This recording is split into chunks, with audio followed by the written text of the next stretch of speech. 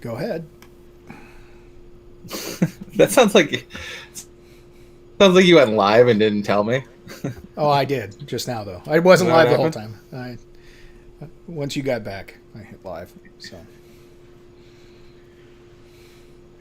Well, no, it sounded like you pressed live, um, right before you said Shuriken or whatever. It was like that sounds like a radio voice. All right, I'm done knocking shit over. Welcome to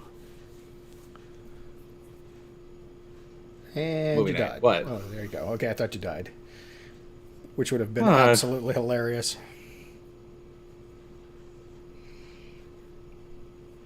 What? Son of a bitch. That would have been a good start to an inside joke that is basically my life. I am your host, Jay Fry, and with me, as always, my co-host and the wonderful Sean Macron. How's it going, Sean?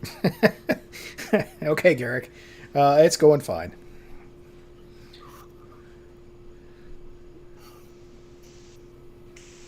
What a dumbass! You I do have a thought slight maybe the M echo. and the C were capitalized together. You do have a slight echo.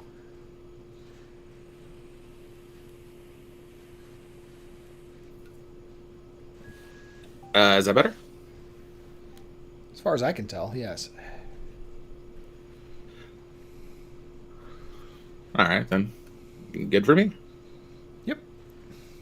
I'm moving stuff away from my microphone, Like the like phone. my water and my just my water. No, phone's on the other side of the computer. God, that damn thing's always giving me shit though. All right, so as you guessed, movie night. We're gonna talk about our favorite books. The Woohoo! our movies, I guess, would make more sense. We can do that. Well, they make movies out of books, and now they're Um, making books out of do movies. do you miss going to the movies? I never really went all that much to begin with, honestly. So, Well, situation normal.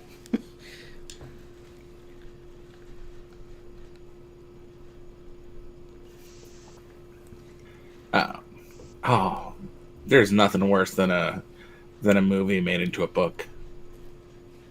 I read True Lies that way. Oh It was God. like it was god awful. Yeah. Also, I read Rambo as opposed to First Blood. shit. Uh, no, it was called. It was something about being a survivor. I don't remember what the damn name of it was now. Anyway, Rambo is based off of a book, and it's not called Rambo, but I read Rambo, and I also read the book that Rambo was based off of. Just can't think of the name of it right now because it was 1994 when I was younger. The just I have so much trouble with Hollywood right now between them constantly making remakes and just the absolute way they shit on. Like, if you are a fan of a book and you're like, I want to make that book into a movie, don't change the entire thing. It's that simple. Brevity has to be, utilized because a book is probably close to a 5, 6, 7 Harry Potter 10-hour movie. But changing like aspects to such a great degree is insulting to the author and to the fans. I think it's easier to count the First movies movie we're that going to are see are is the new Bill done and well. Ted.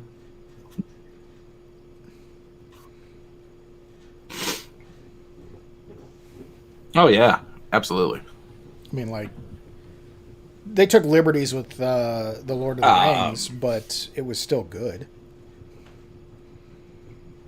Whereas they took a whole lot of liberties with the Hobbit, and those weren't they good. did take liberties, but they also added. Oh my god. No, there weren't that many liberties. Oh yeah, there weren't 3 books in the Hobbit. No, I was like, how are you gonna break that book into 3 movies? You can break it into two fairly easy. I guess maybe the Trolls is one adventure. You could break it into two fairly easy, but not three. Well, yeah, but it would be like split at the Wildwoods. Yeah, but it'd be split in the Wildwoods, and that's like halfway into book 3. Well, or book 2. I guess that would be like where you'd split it as in the middle of book 2. Mm-hmm. Let's be less retarded.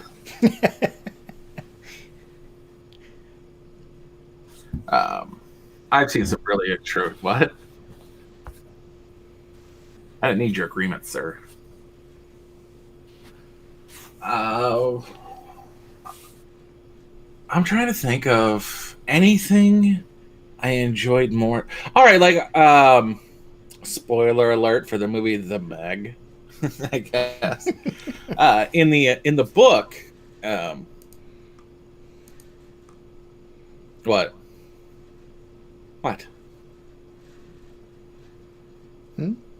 Care to share with the rest of the class? No, you just The Meg. The Meg is funny because it's terrible.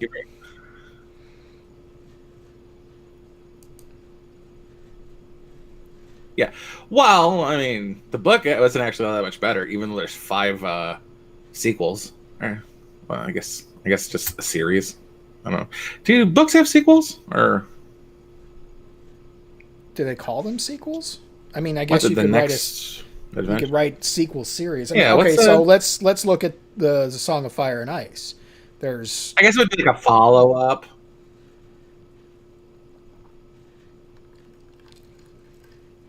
I mean, they're not exactly sequels to the books. They're just the continuation of the story, which is different than a sequel.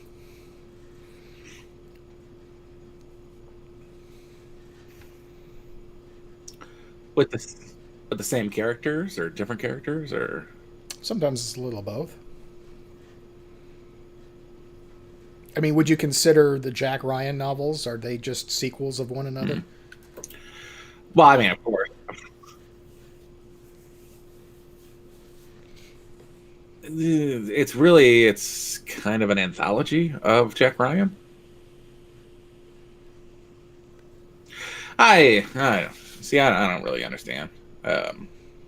Sequels means the next one of the thing, and so those kind of are the next ones of the thing. But books, especially series of books, are Rambo. I think takes place like 11 years apart, and then yeah, but I mean, like books are written as trilogies typically, and you have the expectation that the story will continue in the next part. Whereas movies like James Bond, they would always tease the next movie, which would be a completely separate story, just with the same characters.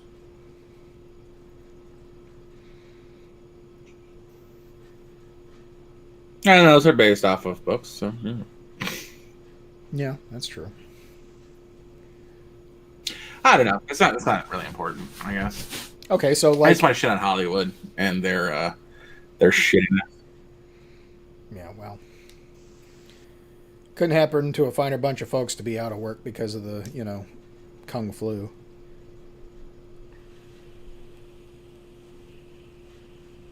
Yeah.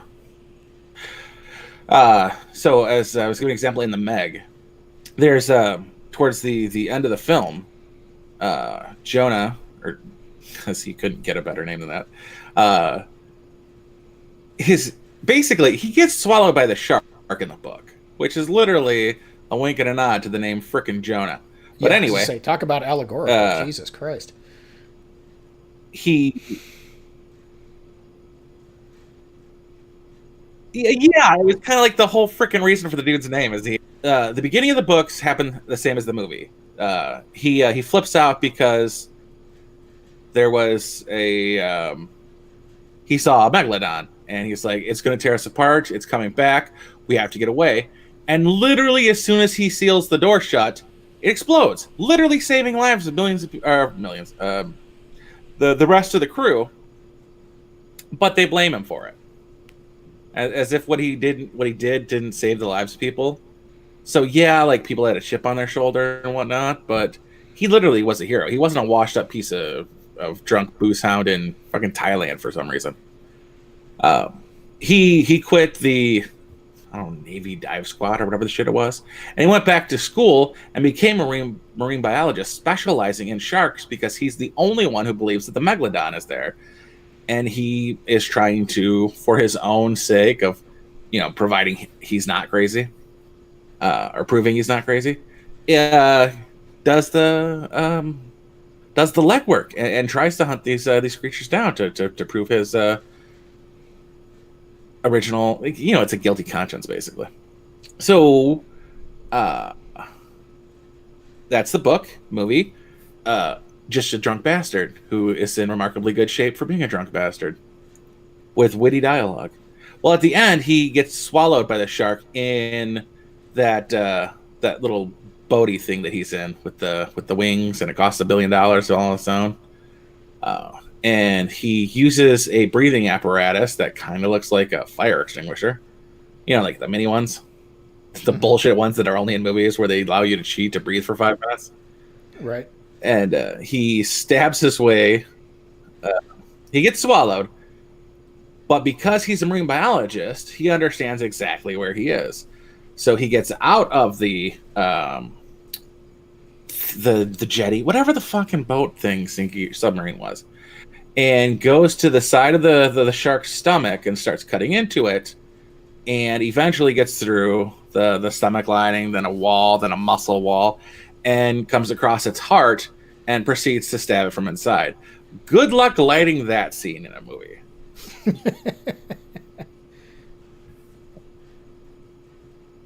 But so yeah, instead they went with the brilliant idea of, let's just have Jason Statham fist fight a 75-foot shark.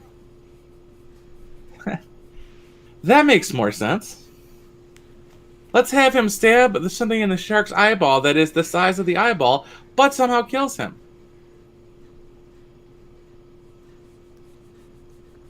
It's like, sharks aren't like super big brained, right?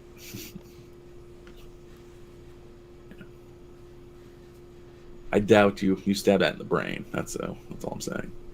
And brain can take a little damage before it dies. It's just Hollywood sucks. Blood and Chocolate was another terrible one. Blood and Chocolate was so far from the base material that if you would have just changed the names, the only thing they would have had in common was they were werewolf movies. That's it. The love interests were different. The setting was different. The country was different. They filmed it in Bulgaria or something. This was supposed to take place in Virginia. They were supposed to run a bed and breakfast, but instead it was a nightclub. It was absolutely 96% Euro trash. I almost blame you, Bull, but he didn't do anything to the movie. Speaking of you, Bull, just what he did with House of the Dead. Didn't see that one. I get that you can't really make a movie out of a video game. Oh, it's shit. It's such shit. But it's enjoyable shit. I'll watch the hell out of that movie. I like zombies.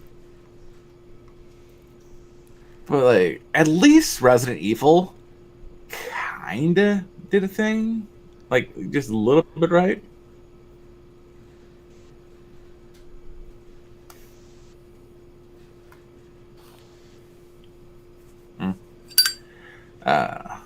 It's an atrocity what they do, and it really depends on how much. Okay, so Artemis Fowl, it's a new movie out by Disney. The one of the main characters is, her name's Holly Short. She is the first LAP recon officer that is female. It's a big deal.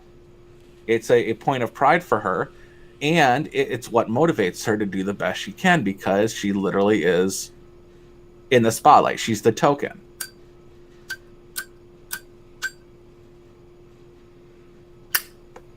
That took longer to light than I expected, and it kind of goes to reinforcing and forming her character as a character. In the movie, Dame Judi Dench is her boss, which clearly means Holly's not the first of her order. And it really takes a lot of motivation away, So to supplant that motivation, they kill off Holly's dad and make him a traitor. I'm like, was that necessary for the movie? Holy shit. It is for two reasons. And this is where you have to go to understand Hollywood. Well, It wouldn't pass the Bechdel test if there wasn't another female lead for them to talk with. Plus, you've got to have the right feminist angle on it for that as well. So not only do they have to pass the Bechdel test by inserting another female character, they have to denigrate male characters and turn them into bad people. So you get 2 for 1 with that little plot change.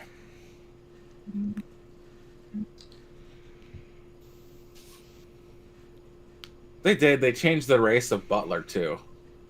Butler the Butler. He was of Asian descent and had a long history of serving the Fowles as a family lineage. And they made him black instead, which made his little sister black instead. And they just they changed so many things that didn't need to be changed. Which means because you changed them, they had to be explained. And it was just sad. What do you have as far as complaints? Before I get into Jack Reacher and Tom Cruise, I have not yet. I have not yet watched the Artemis Fowl movie, so I cannot speak to it. Cannot speak to it. I haven't read the books either, so I doubly can't. I meant as any movie that you wanted to have. All right, so it doesn't need to be. I was going to say, at this point, if you're going to make movies into a visual representation, the way to do that is you do a series. So, like the one I'm thinking of is The Expanse, which the first season of The Expanse pretty much follows the first book very, very well. So they did a decent job with that. But again, it's because books, to tell the full story that you tell in a book, you can't do that in under 3 hours in most movies. So that's why you've got to make a series. It just works better. I mean, it's kind of like the difference between unless the book it's Dresden Files, right? You don't like the Dresden Files? I love the book. Hey, I love the TV show, but in a completely different way. I say my wife is addicted to that TV show. Like at some point, the first season, the 8 episodes. Yeah, the only thing that's out. Yeah. Yeah. Well, during the production process, right before they started filming, they go, "Hey, let's switch Susan's character with Murphy's character." Like, I'm sorry, you want to take the blonde-haired, blue-eyed girl and make her Susan Rodriguez, and take the Hispanic chick and make her Karen Murphy? And that makes sense to you? Okay, sure. That's way to go. So they never actually they call her Murph and they call Susan just Susan. They never mention her last name. I'm like, we all know though.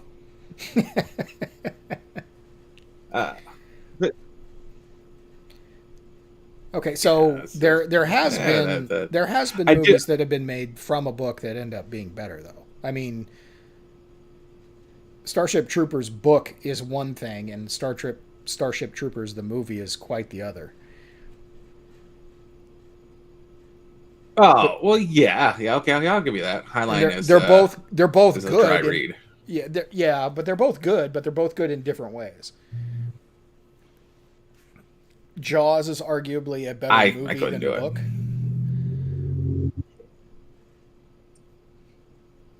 Agreed. The Mist has a better ending, the movie, than the book did. But that's Stephen King for you. He gets way too much credit.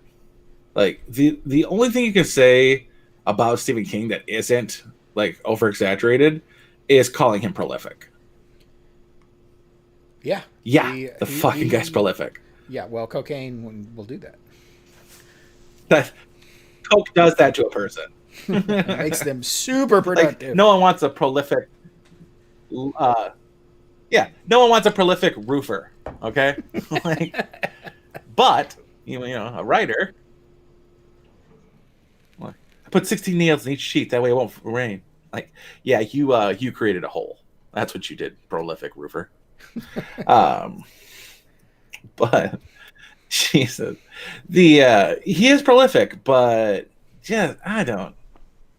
If anybody can tell me why he needed a kid orgy to protect them from it, but then in it too, it can come after him again. I would love to know that answer. I do not remember, and I'm not. It's a 36-hour read. I'm not doing it again.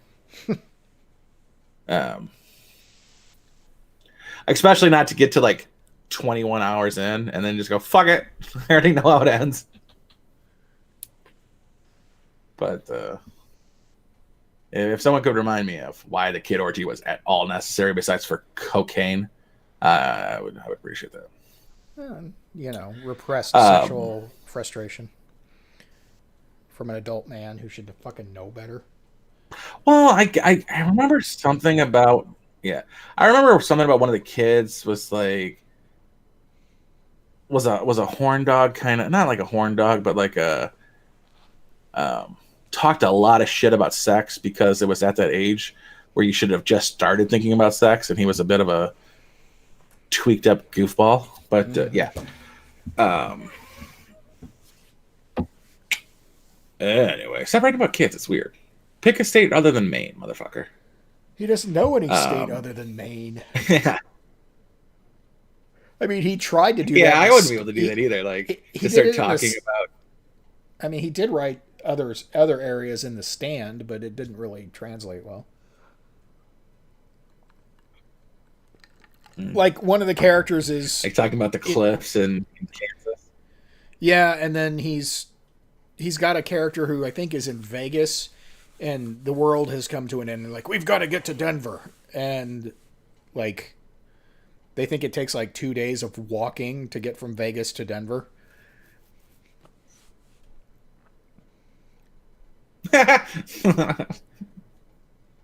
I'm always as confused when I find Colorado on a map. I'm like, oh, there it is. Like, I always forget where Colorado is.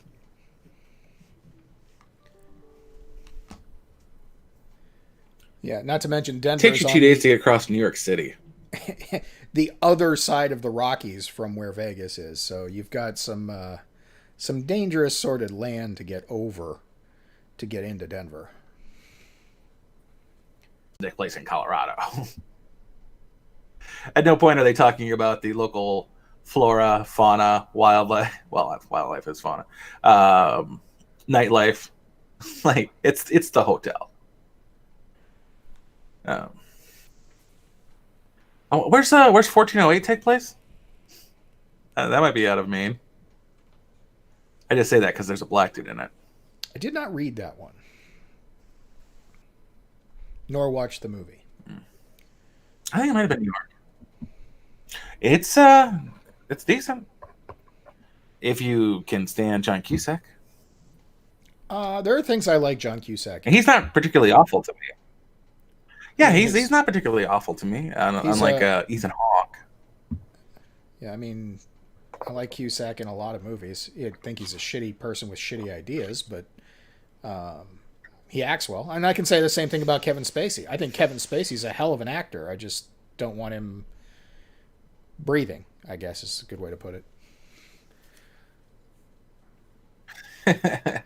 Yeah, you know how like some guys are alive. I want him the opposite of that.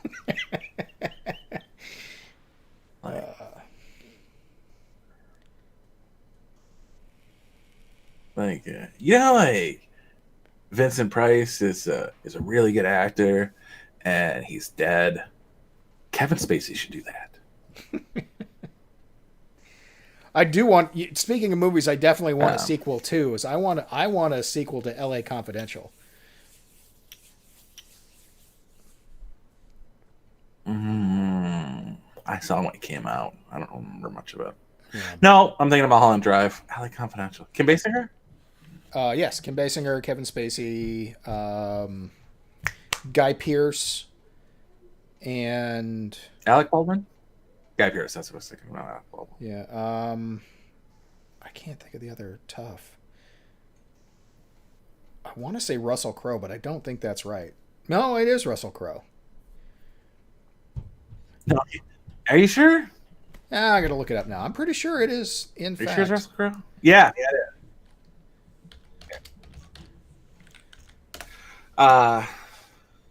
Yeah, it might be. Let's see here. Yeah, Kevin Spacey, Russell Crowe, Guy Pearce. What was the one with Ben Affleck as Superman?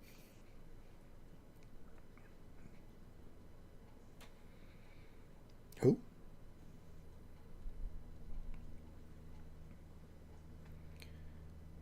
What was the one with Kevin or Ben Affleck as Superman? Ben Affleck plays Superman. He played George Reeves. Oh, did he? Yeah. Oh, yeah. But it's like a subplot, and he dies like all on film. Wait. Not like Ben Affleck as George Reeves. Hollywoodland. that was it. Hollywoodland. I have not seen that one. I might have to look that one up. It's good. I love that Ben Affleck was in the Buffy movie and didn't get any credit. I think that was awesome. Unaccredited.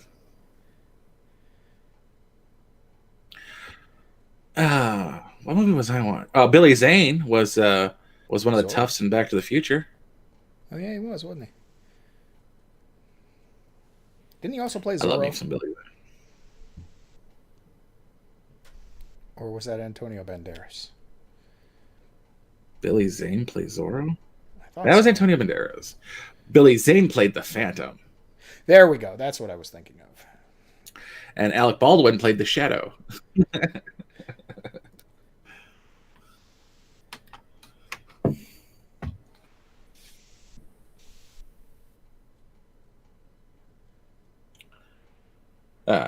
Steven Suarez came in with the Hollywoodland. He got it before you, and he's on a 30-second delay. Yeah, well, his knowledge of Hollywood is greater than mine by a lot. So he also spelled Sean as in Bean. Yeah, well, I'll forgive that for now. My name is not Scene. No, it's Sean like yawn. You know, the proper way. That's why he's the co-host and not the host. the America way, not the original white way. Fair cop, I guess. You can tell because Sean makes it to the end of all these. I would like to see a movie made into a series. 13 Ghosts. It would be better as Did you see 13 Ghosts? I saw all. Is there 3 of them now? I would like to. Or just 2? Because there's the old 2? One from the 60s. Is there a new one? There's one from the 60s. I think it's the 60s. And then then there's the newer one. Then there's Elizabeth. Yeah, with Shannon Elizabeth and the guy who plays Shaggy. Shannon Elizabeth, Tony Shalhoub. Yeah. Matthew Lillard. Matthew Lillard. I can never remember his name. He's Shaggy.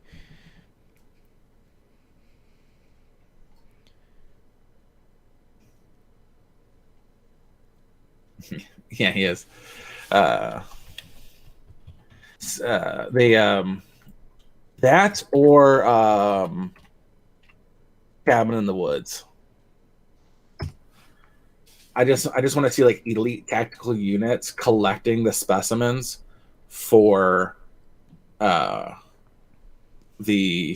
rituals. I think that would also be equally as good as because it would get kind of repetitive with the 13 Ghosts because you capture them all the same way. They literally showed you them capturing the 12th. It's how you're going to capture the other 11 as well.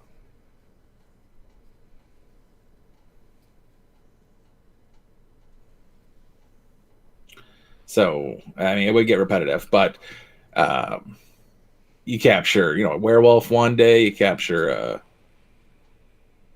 Angry Molesty Tree the other day. Excitement.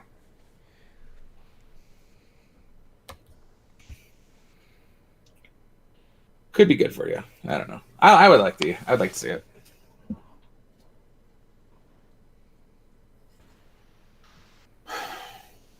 It's kind of why the X-File movies all kind of sucked. Like some things are better as a series than they are as a standalone product. Yeah, that's why. Why are you saying that? The repetitiveness? Well, I mean, the X-Files mixed it up quite a bit well on the series. Mostly because they had an overarching story that they could still do Monsters of the Week I inside of. never.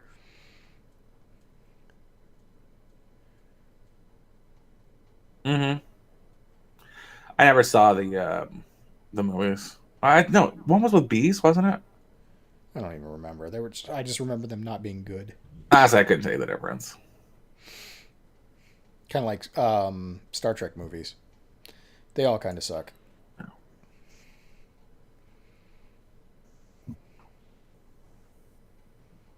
Well, I mean, when you have an hour-long TV show and you turn it into an hour and a half long movie, what are you really getting? You could do the same in a two-parter. Mm-hmm. Like you're giving me 90 minutes, a two-parter is 80 minutes. The only difference is like a budget. But what do you do with your budget? You create rows of flying saucers in CGI. That's what you do with your damn budget. Honestly, I think the movies are lazier than the TV show. Like, you got to do workarounds and stuff. Like, do you remember the one with Tombs? It was season one where like he slithers like a snake and can like elongate his body and moisten his bones or some shit. No, I don't remember that one. Well, he was um he could like squeeze in like a serpent through like really tiny areas. Like if he could get his head through it, he could get everything through it. And they did a really good job of making that known that that's what he did without saying that's what he did and without showing that's how he did it. Like they had fingerprints that were, the tip of the finger was 5 inches long, and they found if they shrunk it down to regular fingerprint size, it was a fingerprint. Hmm. Um, so like it was creative because you had to be. You didn't have the budget to CGI, Snake Man from He-Man or whatever that. Maybe it was Voltron. I don't remember. But it was different. I appreciated they didn't treat you like an idiot. But whenever you have a budget, the budget goes to being a budget instead of actually producing quality material. Well, and over the last 20 years or so, maybe even longer, Like maybe even 30 years, Hollywood has gone to exposition and explaining the shit out of everything rather than showing the shit out of everything.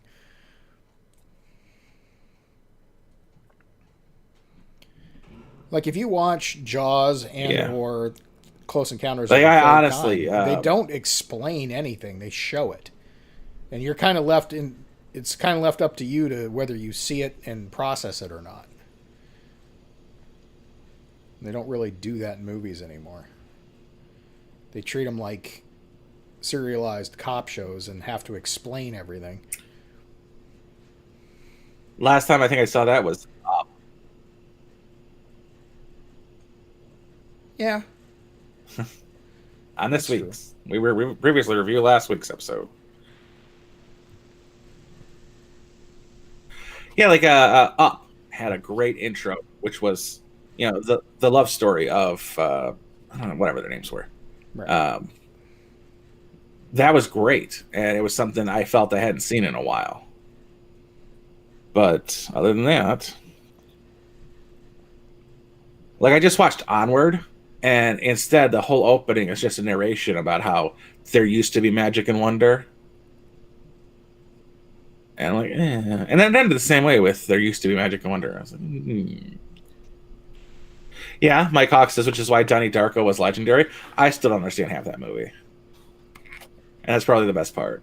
But at the same time, I could kind of use an explanation to the end of the thing. like, like there's some serious debate there, and I want to know if both Kurt Russell and David Keith was a lot. I can't remember which one he was. Which one is he? I don't know off the top of my head. David Keith, right? I want to say yes, but I don't know, so I could be wrong. I think it's David Keith. I think it's David Keith, and the other one is Keith David. The David Keith was a thing or not? Which team are you? Keith David. No, David Keith. David Keith. No, not that which team. Was David Keith alive or dead at the end of the thing? I read it as dead. Just because I like a solution. Because he wasn't.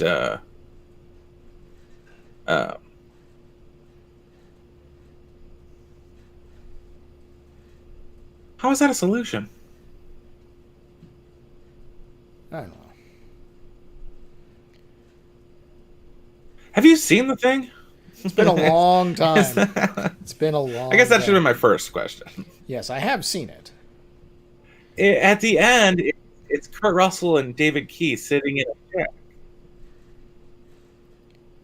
Yeah, they're sitting in a shack after having blown up the helicopter. They have no way of escape, and Kurt Russell takes a swig of a bottle, and he breathes out, and there's a bunch of condensed breath, and then David Keith takes a swig, like a longer swig, and Kurt Russell kind of turns his head a bit.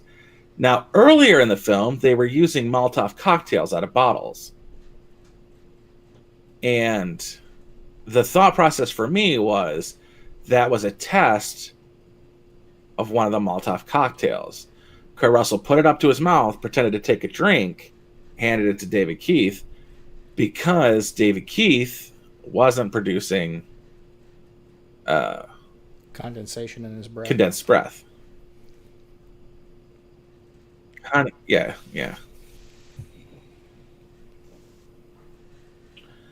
How's that called? Condensed breath. I forget. Anyway, no, there's another name for it. But yeah, water vapor in the air of his exhalations. But for me, that was he's dead, as opposed to them surviving and dying together.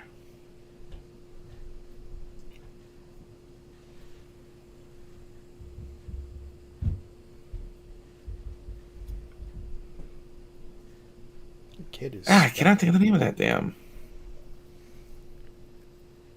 What's he doing? Oh, running up and down the stairs. Oh. It's good he's getting his exercise. Oh, Neo's going live. Sweet.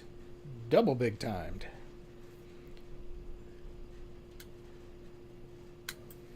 Multiple big timed. I'll watch that later. When I've been having some issues with his streams. Oh, so in his stream the other night, he was showing us how shitty the new Last of Us is, Mm-hmm. and he did the scene where like the particular person who has a view other than what is natural um, wanted to throw some front hole at another individual, and they were both still fully clothed and just having a conversation. Stream cuts out dead. Like it recognized what he was playing, but it didn't get to a point in which anything was violated. And he was able to come right back on. Obviously, I mean, it's a day later. He could still do it. Well, I mean, it could be that whoever the production house for that particular game is has already talked to YouTube and says none of this shall be streamed. Shut it down. Shut it all down.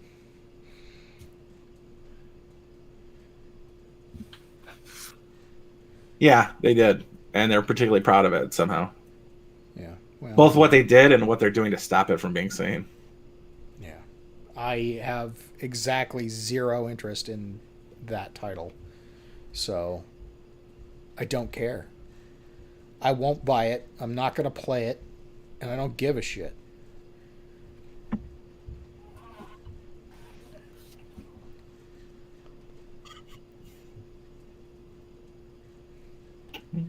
I will say that What's a second movie? pissed that they pushed back Cyberpunk again. Outside You'd of like to that, see a sequel for? well, definitely L.A. Confidential. I just recently watched the second Sherlock Holmes movie Guy Ritchie did with Robert Downey Jr.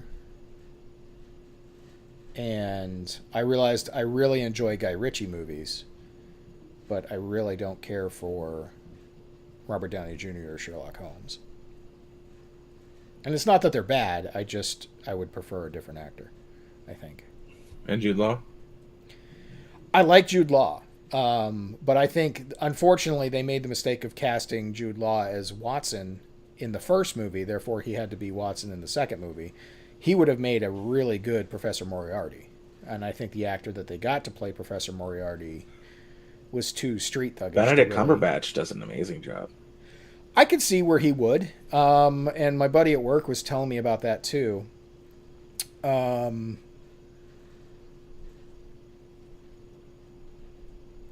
just don't see. I can never remember the actor's name. He played Arthur Dent in Hitchhiker's Guide to the Galaxy. And he played one of the token white guys in Black Panther.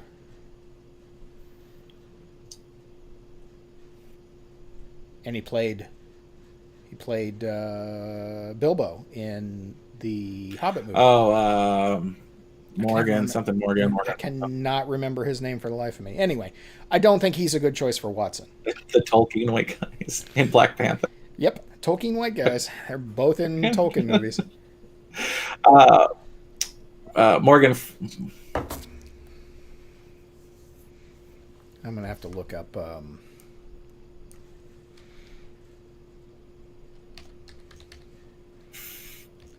Is it Morgan?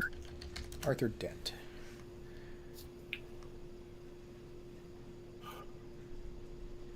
Yeah, man, Andy Serkis.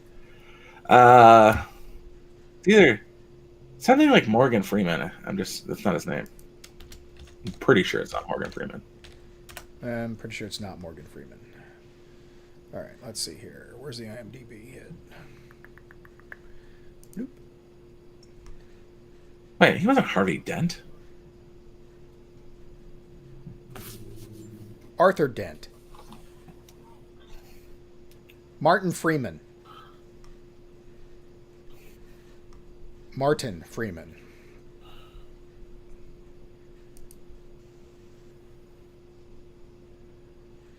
Yeah, I just don't see him as a Watson. Martin Freeman. See, I was close. Yeah, you were close. I was Good close. Job. You were close. Good job.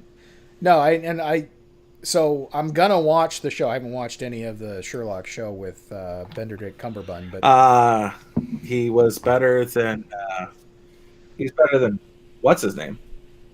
Jude Law.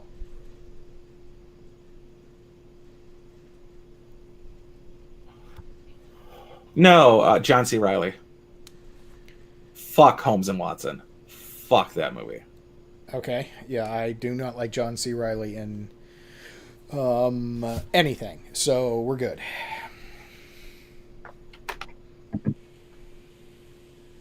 Will Ferrell. Will Ferrell and John C. Riley as Holmes and Watson. Yeah, no thanks. I saw Step Brothers. It's fucking dumb. It was it, it was Step Brothers in the 1890s. It was atrocious. And at the end of it, they're talking about the Titanic and like just how great the Titanic is and how it's an unsailable ship. And I'm like, literally, that's how people treated it, dumbasses. Like you're not making fun of it because everybody was saying that. But at the end, they're like, "Hey, isn't that Billy Zane getting on the?" I'm like, "Oh, fuck you!" Like you introduce selfies with your 1890s technology and the Queen and Hey Girl and just fuck off. Yeah, I don't like those two in anything when they're together. And I really just don't like John C. Riley in anything. I can't think of a role that I liked him in.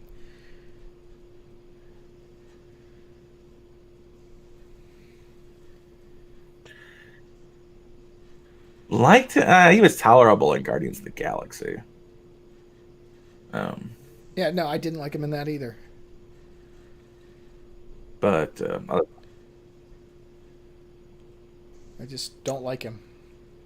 Now, Will well, Ferrell, I don't the typically group he's like. protecting are still they're kind of assholes.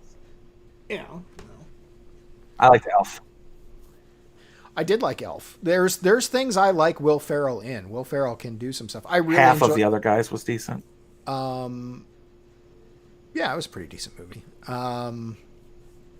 I liked him in the movie where he's the main character of a book, and then realizes he's the main character of a book. Excuse me. I can't ever remember the name of the movie, but that was a decent movie, and he did a good job in it.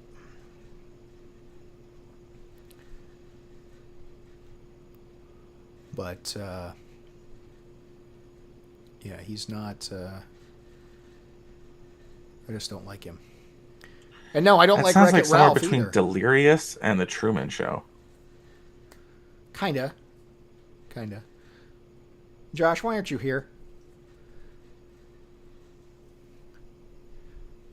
Get in here. Uh, I didn't like Wreck It Ralph. Kong of Skull Island, not King Kong. Yeah, why aren't you here, Josh? No, it was he was in Kong of Skull Island, not King. Actually, I didn't have a problem with. I hate Jack Black. Jack Black wasn't bad in King Kong. I didn't like him as a character because his character sucked, but they all sucked. There are But it things that wasn't his fault. I I like think he did a good job. Jack I've Black enjoyed in. him in the one Jumanji movie I saw, and I haven't seen the other Jumanji. I hated him in Tropic Thunder, but there's that I can never remember the name of the freaking movie. It's the movie It's almost the where same problem I have though. Kate Blanchett, is it Kate Blanchett? I think it is Kate Blanchett and Cameron Diaz swap places. Jude Law's in that movie, and then Frank Black plays the other male lead in that movie, and he's okay in that movie.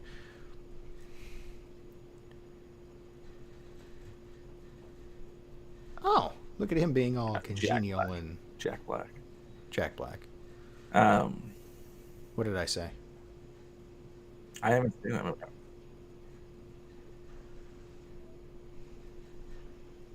Uh, I have Frank Black. Frank Black. I like he's in the Pixies. I don't even know who Frank Black is. Frank Black is the lead singer of the Pixies. Um, Yeah, Kate Winslet in The Holiday. Thank you, Stephen. no. Yeah, well, you said Frank Black, and I'm saying no. Yeah, no. Frank Black is a terrible actor. but Jack Black is okay in samples. I think I have the same problem with all three of those actors. Which ones? You know who else is a terrible actor? Almost everybody. Um, I have the same problem with all three of those characters, those actors. John C. Riley, um, Will Ferrell, and Jack Black, and that is allowing too much of them in their character. Excuse me. Nacho Libre, tolerable movie. The other guys, again, tolerable movie. The Elf, where he played the elf, quality. Some of his workings with Kevin Smith, again, decent. But when you let too much of Will Ferrell into his character, I don't like Will Ferrell. What work did he do I with don't Kevin like. Smith? You know what I really don't like? Mark. Huh? He was like a trooper in Jay and Silent Bob Strike Back. Oh yeah, okay. Yeah, you're right. He was the sheriff that was following them. Like a he's either a trooper or like a park ranger. Something one Right. or the No, other. and that's okay. So I know what the problem with that one is that when he But plays like that that, character, it was Kevin Nealon comedic, would be. but it wasn't Will Ferrell. Yeah, but when he plays that character, he's basically playing a role written for Kevin Nealon, and Kevin Nealon would be better in that role instead of Will Ferrell.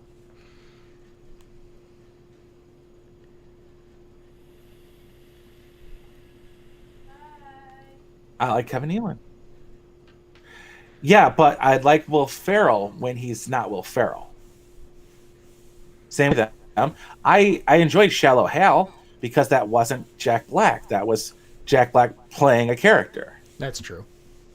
It's like the opposite of Will Smith.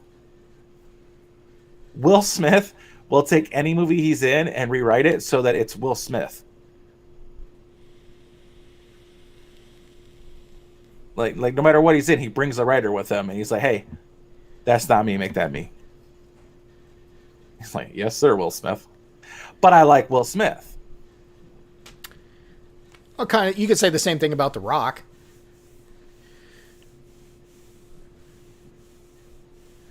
Uh, And again, I like Dwayne Johnson. I think I really like Dwayne Johnson. He's a hell of a charming guy. It's just every movie he's in, he plays The Rock.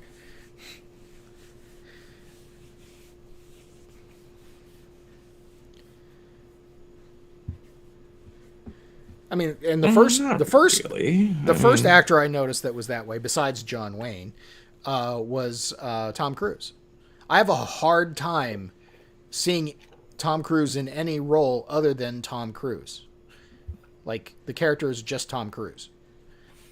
With the exception of Tropic Thunder, which is why it's the best Tom Cruise movie there is.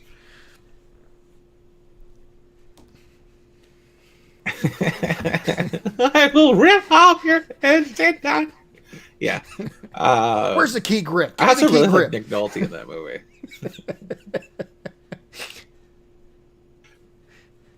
Who is?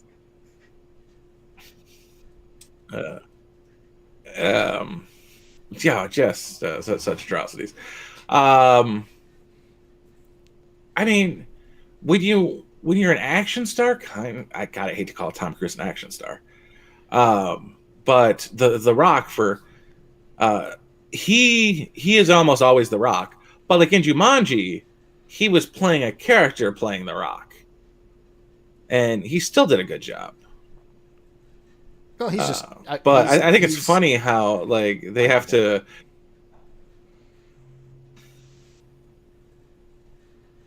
They have to write in like a line explaining the Rock in like every movie he's in now. It's like, oh, you're a dentist, okay, and before that you were demolition specialist on a Navy SEAL unit who used to lumberjack. Okay, that explains why my dentist is swole. Yeah, well, it's kind of like the same thing they had to do with Arnold Schwarzenegger. The difference was is that Schwarzenegger wasn't trying to pretend like he was anything other than Arnold Schwarzenegger.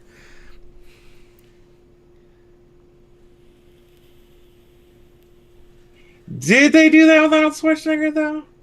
Ever? Because I never got why Dutch was the special forces go-to operator of America in Predator.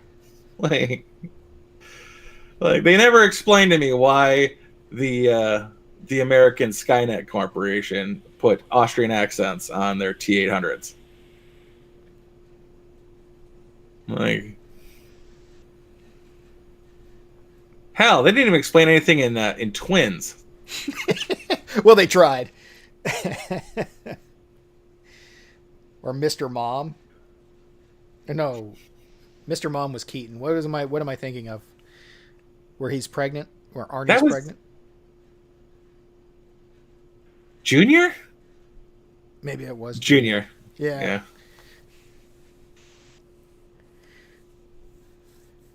that was it was Junior. Hell, there's one a racer where he plays a U.S. Marshal. At no point do they address that he even has an accent, but they throw James Caan in there with like the thickest New York accent possible to counteract his, like to just set the balance. Apparently, everybody's got an accent. The U.S. Marshals. Hold on, I'll be right back. All right. So, what is the best Sly Stallone movie? Because Sly Stallone's another one of those ones where he basically plays the same character and everything. Except for Death Race 2000, which I'm going to say is Sly Stallone's best movie. Not that he does any acting in it, it's just a good movie. Because it's campy as hell. All right, Steven, now's your chance. Demolition Man. Yeah. Still, he plays basically Sly Stallone. Same thing. Speaking of Wesley Snipes, they're apparently making a new Blade movie, except it won't have Wesley in it. It's a completely different dude.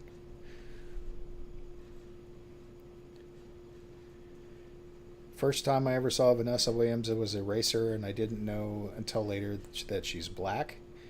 Okay. She and the chick from Clueless, there's Stacey Dash.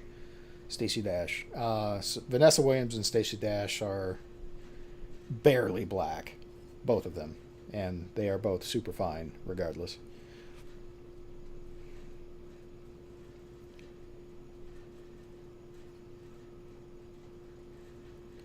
So, what sequels do you guys want to see remade? Like, name a movie that you want to see a sequel to.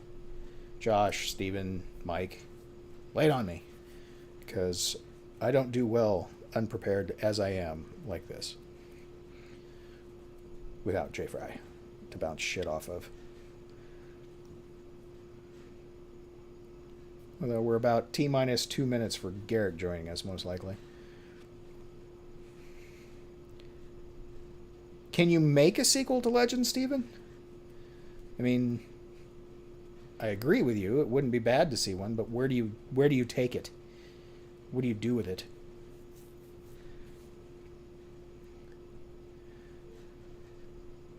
Goonies 2, back at the Goondocks? Back to the Goondocks? It'd be interesting to bring all the Goonies back and have their kids go on an adventure. That could be something that could be done. And I'm really kind of shocked Hollywood hasn't glommed onto that one. That would make $1 billion. Labyrinth?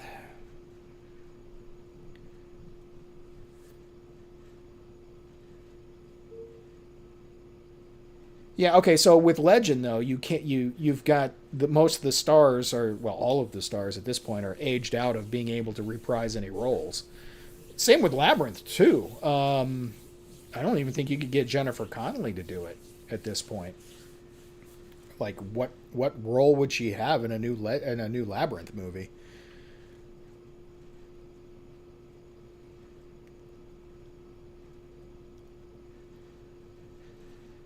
It wouldn't shock me if they make a new Masters of the Universe movie. That would be something I could definitely see them doing. Although I wouldn't know who they got to play the roles. Although it's not real big with the kids like it was back then. So I'm not sure who that would appeal to.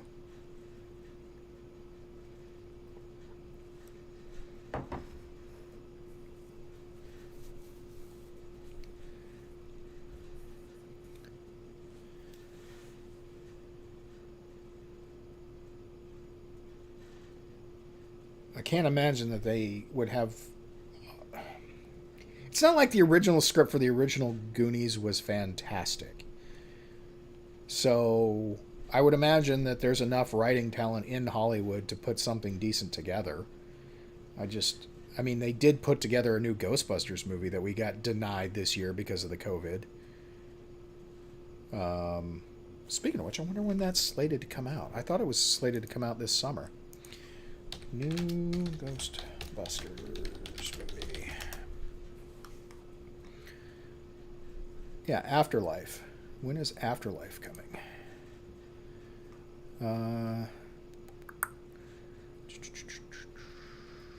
Release date. Bloop. Was originally scheduled to be released on July 10th, but due to the COVID pandemic, it has been delayed till March 5th, 2021. So I get that on my birthday. Cool.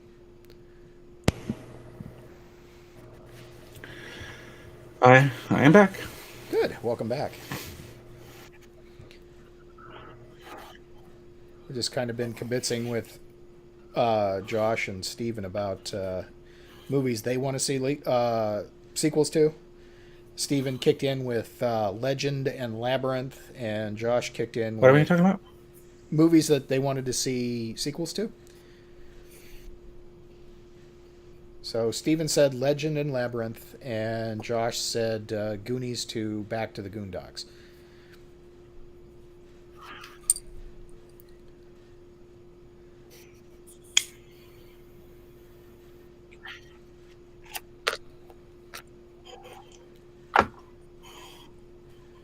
And since they're coming out with a Bill and Ted's, Well, let's see.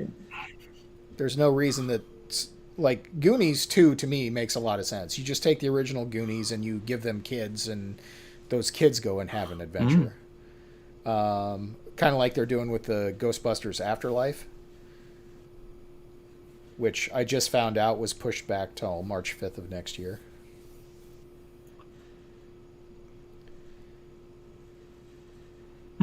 Labyrinth. It's 20 years later. Yeah. 30 now. Same thing with Labyrinth. Yeah, same thing with Labyrinth. Oh, that's the movie. Okay.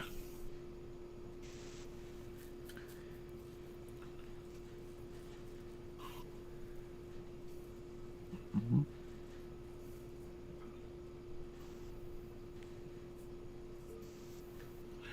I was thinking of my favorite exposition for accents was um Double Impact with Jean Claude Van Damme, or Double Trouble, or whatever it was, Deep Double, whatever it was. They they gave up because they're twin orphans. Uh, but they start the film and they're in LA. They're like, Hello, that's why I guys. raised you in France. It had to be added to the story.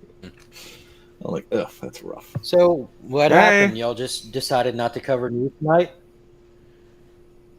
Yeah, what's to cover? The world's falling the fuck apart. Who cares? We were doing movie This night. is very true. What? I didn't catch that. Say that again. He's said we're just doing movie night. Oh, okay. Cool deal. Oh, I did Sean see. said the world's falling the fuck apart. Yeah, I know. Yeah. Shit. What was that last Adam Sandler movie? Uncut Gems. I saw that the other night. It's a very sad story. Portrays Jews the way, I guess, the way Jay would like to see them. They're very schmuckish.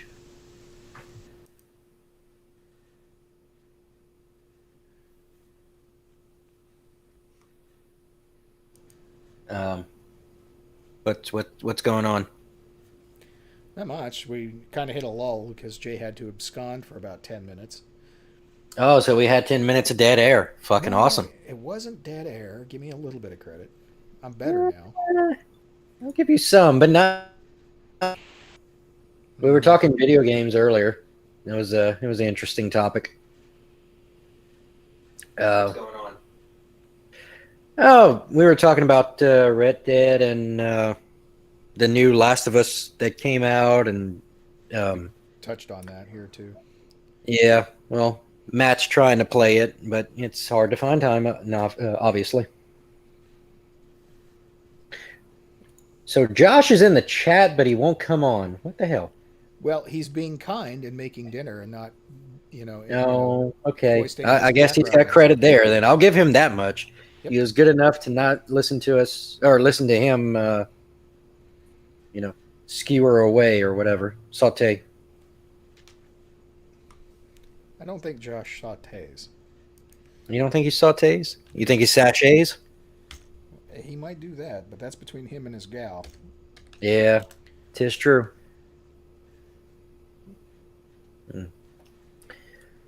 Yeah. So what else have y'all been talking about? Just movies. Like, mostly we're like, come up with a movie that you want to see a sequel to.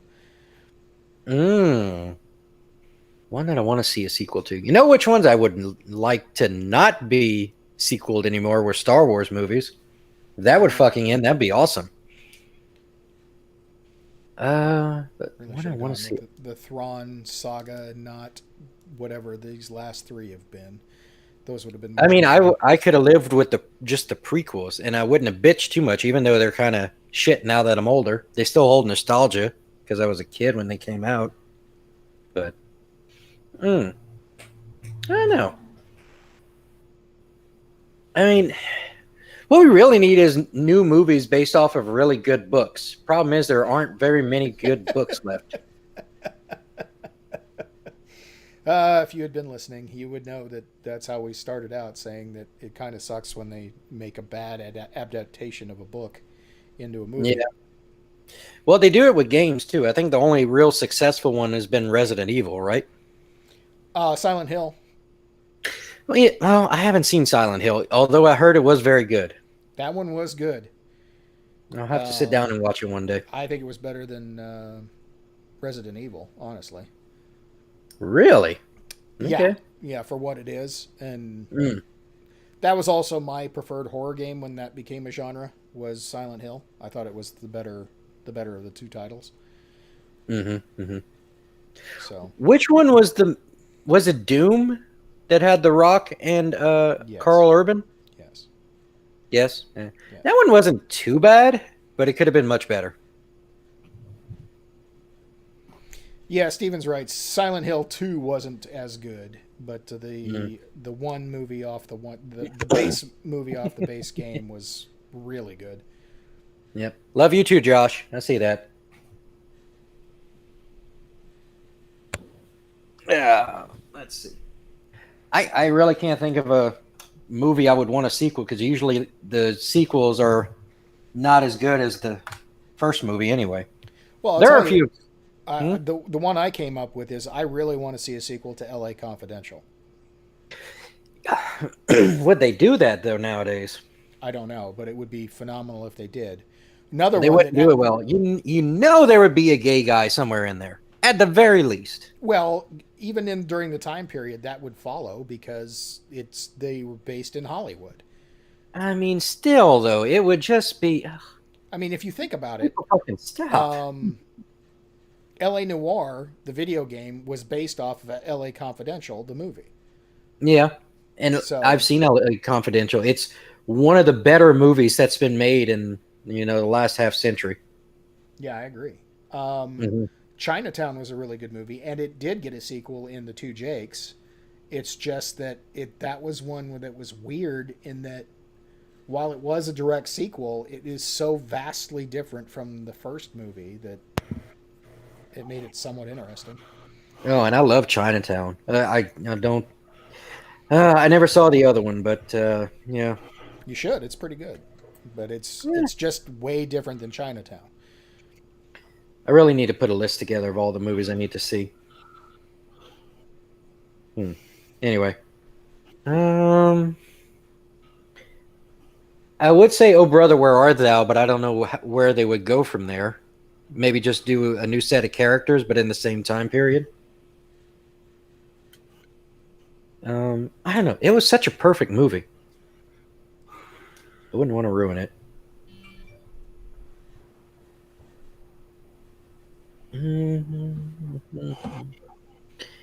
They could do a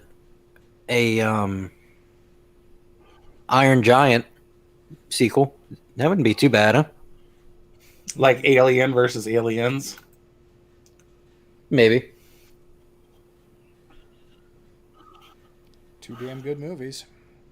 Mm. It's too bad the third and the fourth one came along. And then the rest of the garbage.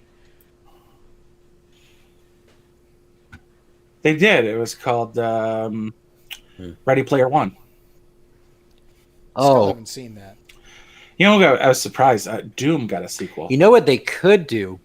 Because now would be a good time, given the time frame that the previous one was made. They could do as Blazing Saddles 2, but do like a no. They would They never could do an 80s like action style. No, they version. couldn't. They would Okay, never. yeah, hear me out. So Blazing Saddles takes No. place. It's a Western parody, right? That was made in the 80s. Well, now we're in the 2020s. They could do an 80s action movie that's kind of the same kind of satire parody. That would be pretty cool. They never do Yeah, it, it's called The Expendables. huh? No. Say what, Josh? Mel Brooks Jay? stopped working for a very good reason. Yeah, and Blazing Saddles was made. Mel in Brooks stopped 1974. working for a very good reason.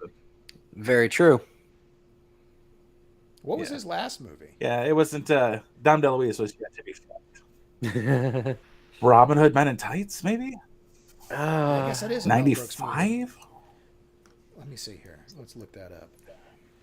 I mean, last thing I saw him in was technically Hotel Transylvania. Yeah. I was watching. The only reason I thought of Blazing Saddles, I was watching it last week on Hulu, and it surprisingly was not censored. Thank God. Because that shit is so fucking funny. Oh. Up yours, nigger. Hey now. Hey. There's a reason I didn't chime in on Uncut Gems. This isn't my Yeah. channel. Wait, did you see it? Oh, God. They're making Hamilton the movie. No. Dracula Dead and Loving It, 95. Let's see. And that's if you don't Not count after Men in Tights? Hotel Transylvania. There's 3 of those apparently. Well, Wait. he was in Hotel Transylvania. He wasn't. Hang on. Time Machine has a siren in it? He wasn't stoned. Where? At what point? With Steven? Time Machine? I didn't see Time Machine. If he's talking Wait, about the one with Time Paul Machine, I know Walker, there's- or Yeah, there's an old version and there's the remake with who's the guy that's always the bad guy? no, that's Timeline. Sean Bean, No, by the way. Time Machine with oh That's god the damn it. answer to that question.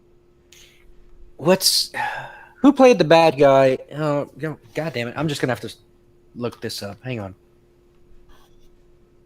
The Guy Pearce Time Machine? Guy Pearce, thank you. Yeah, that's a remake of an older movie. Apparently Mel Brooks I has like Mark written Addy. Get Smart 2. Did he really? That's yet to be made. Yeah, not gonna happen. Oh, okay. Jeremy Irons?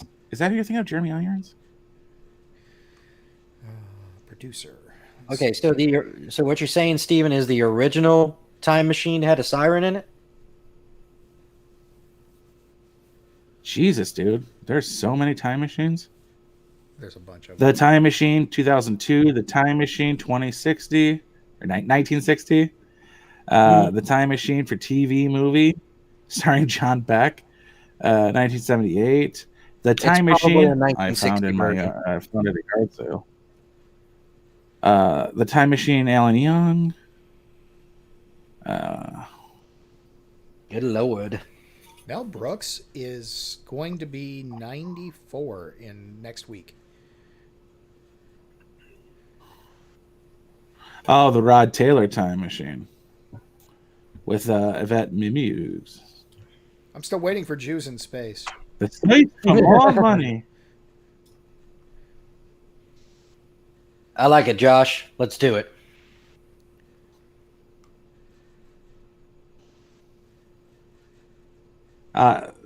Yeah. There's not gonna be any Time Machine 2 because this entire cast is dead as fuck.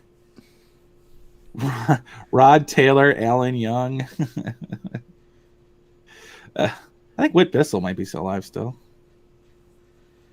Nope, he died in 96. I was incorrect.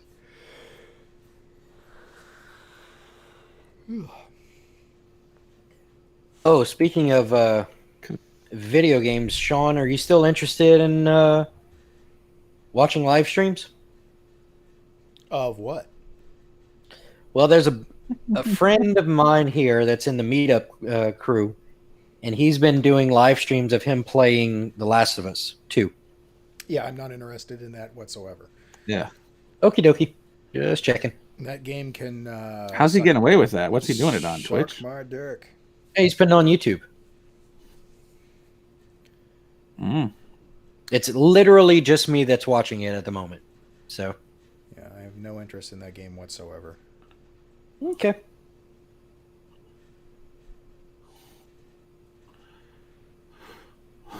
I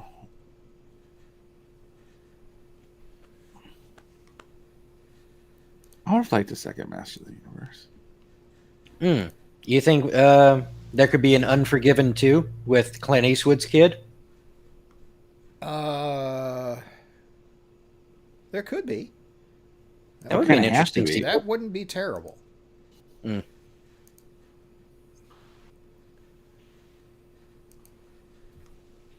I'm just saying, I'm dying for a good Western movie. That's all I'm saying. Have you seen The Quick and the Dead? It's not that great. Like I said, Hostiles I was was just asking. fantastic. But now was it Wolverine? Which one was the one? It's not a Western, but it's Western-esque, like story The style. Wolverine. Yeah, the Wolverine. Wolverine, yeah, there you go. The Wolverine. That was a fantastic one. Unforgiven was probably the last great one made, and then they had 310 to Yuma, Which was good. Open Range. Yeah, it was good. Open Range, and what was the one with Ed Harris that was around that time period? Shit.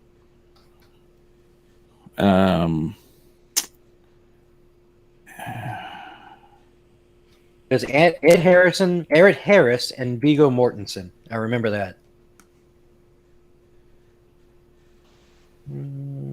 Appaloosa. Appaloosa?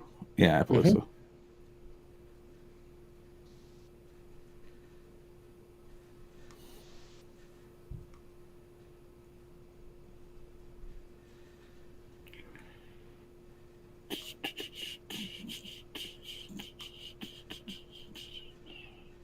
What was the one I liked? Oh, he's only 70 years old, or soon to be.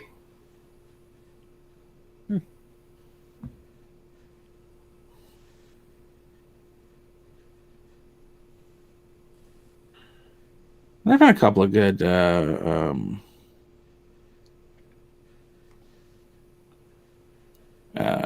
besides Quick and the Dead, which was you gotta love Gene Hackman as a cowboy. That's a Russell Crowe as a cowboy. You don't see those every day.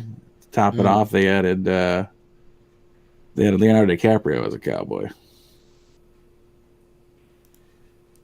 Robert Duvall.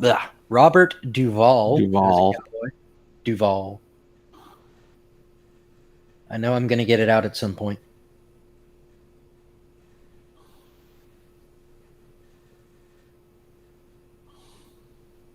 Have you seen both Tombstone and Wyatt Earp? Yep. Those are both good. Yep. Tombstone is better, but yeah. No, sir. Wyatt Earp is better. Yeah. Because it has Dennis Quaid for Doc Holliday. I just I prefer. do like Dennis Quaid. How about The Maverick? I can't say that I've seen that one. It's enjoyable enough.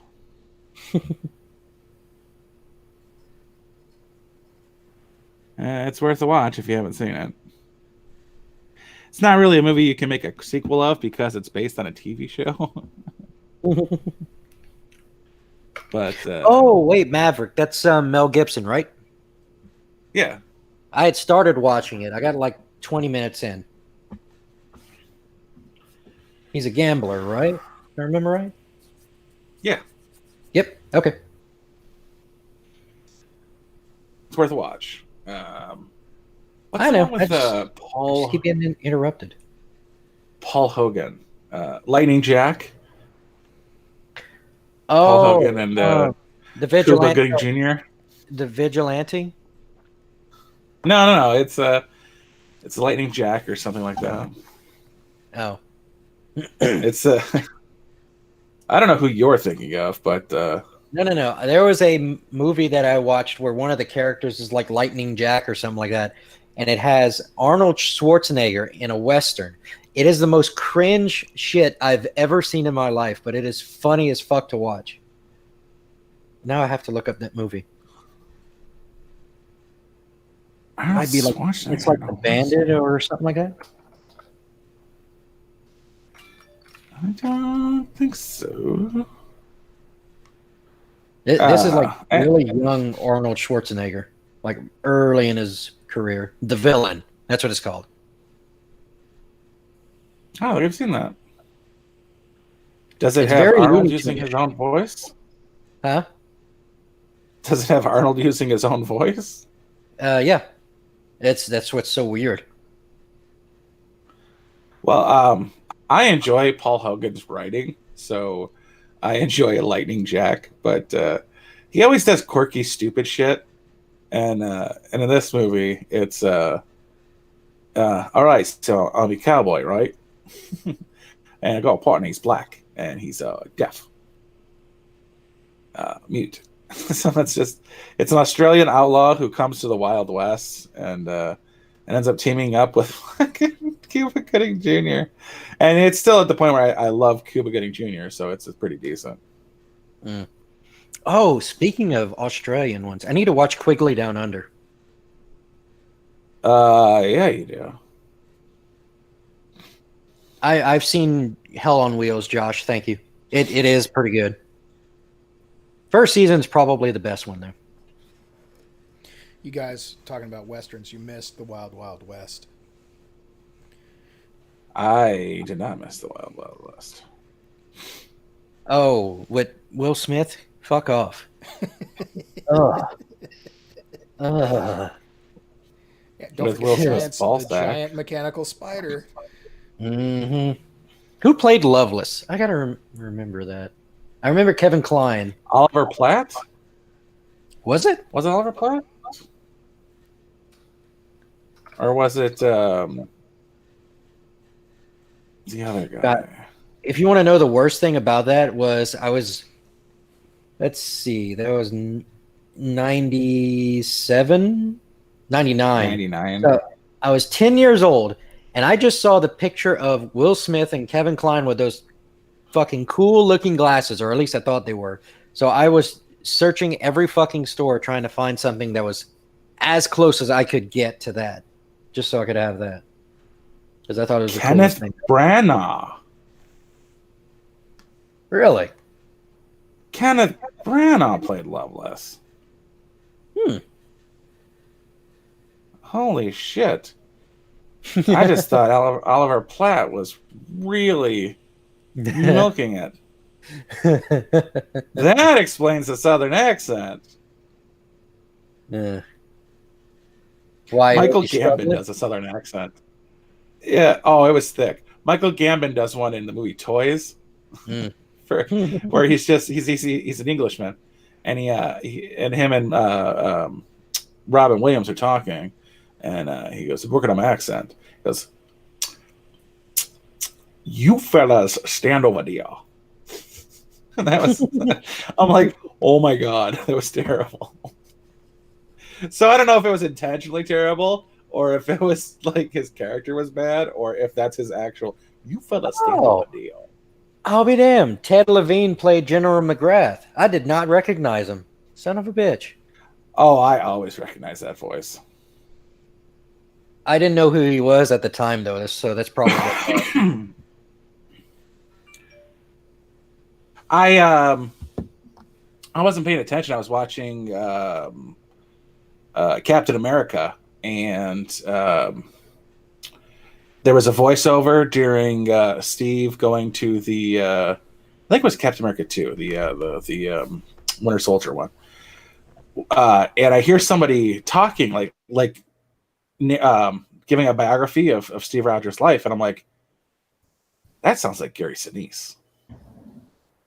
And I'm like, I don't care who he's playing. I would rather have Gary Sinise narrate my life story in the Smithsonian. Oh, you wouldn't Like, you prefer couldn't James do Earl better Jones? than. No, oh no, he's old as hell. But his son sounds just like him, which is fucked up because James Earl Jones sounds just like his dad. Have you ever seen Sleepaway Camp? Have I seen what? Sleepaway Camp. It's a No. early 80s. His father plays the cook, and I just happened to be walking by it, and I was like, "Holy shit, James Earl Jones is in this movie!" And no, it's just James Jones. I was like, "Holy shit!" Like, the vocal cords are genetic in that family.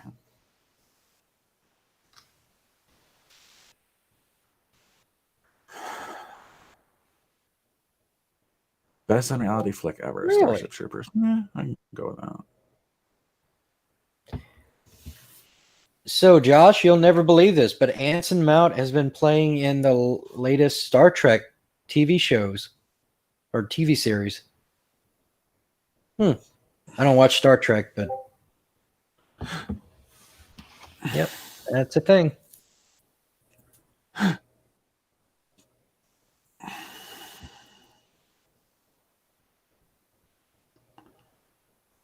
That's Anson, guys. No H. Anson. I did say Anson.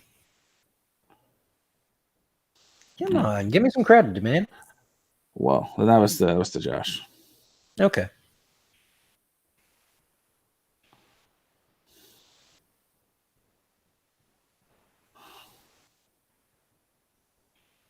He almost looks like a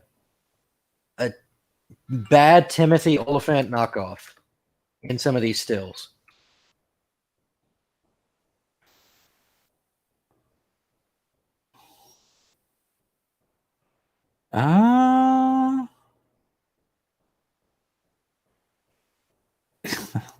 That's funny. That's funny because when I saw what movie was it?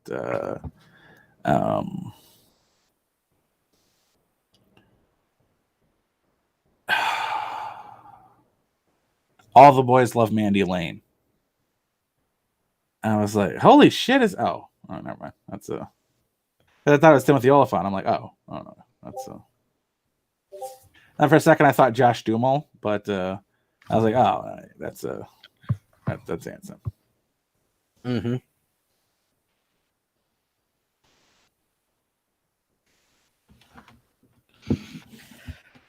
Oh, what's the three? It's Josh Duhamel, Timothy Oliphant, and who was the guy that in Carl Urban? You don't think those three guys would make good actors for like one good action movie together? Wait, who? Carl Urban, Timothy Oliphant, who? And oh shit! Now you're gonna make me forget the other one. Let me think about it.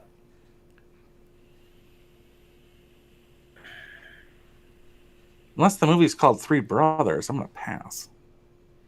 Mm. But shit, in Three Brothers, two of them or four brothers, two of them were black. So Yeah, maybe that's true. it's not the best comparison there. No, I'm just saying they could probably make a good Western movie or an action movie or something. Damn it, I Carl forgot the Urban? third guy. Did you not see Priest? I don't think so, no. Oh, well, just for your own edification, Carl Urban looks stupid in a cowboy hat. Okay. He plays a vampire, and like the vampire is called like the cowboy or something. It's I don't know. It's not good. Well, he doesn't have to wear a cowboy hat. He could wear a bowler. That was a thing back then. All hats were things back then. The sun would kill you.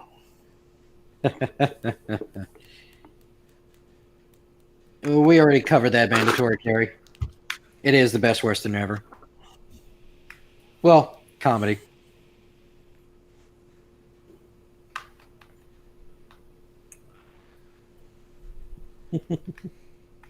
I'd like to see a sequel to Harlem Nights. Oh, where Quick is now in charge because half the cast is dead. Yeah, is it most of the cast is dead? Red Fox. Well, you got Arsenio Hall and Tommy from Martin, and quit shooting that goddamn gun. Hey, well, you know what they could do? We've had Escape New York and Escape LA. We can have Escape Seattle now.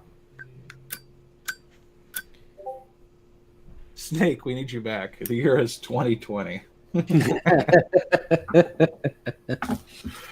We've injected you with coronavirus. You have 72 hours to live. I now really, really need to see that movie. It's like really bad. Shit. You must break into Occupy Zone and get back George Soros' granddaughter. Ooh. What's the best Tom Cruise movie? Tropic Thunder. Tropic Thunder 2. Shut up. God damn it.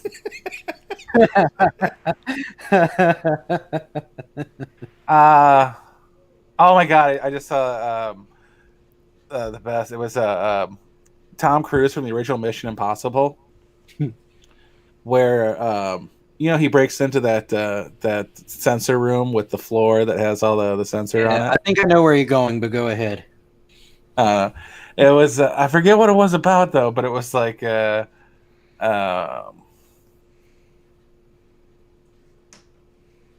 had like the floor, like the floor is lava.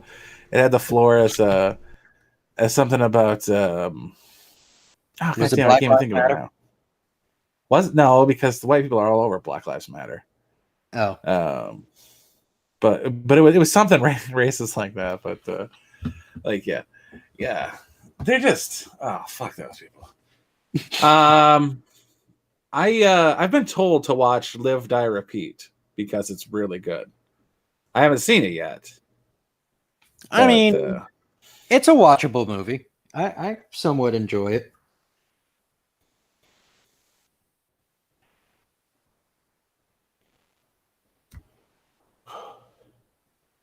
What the hell was for dinner, Josh? You went to bed, I'm assuming?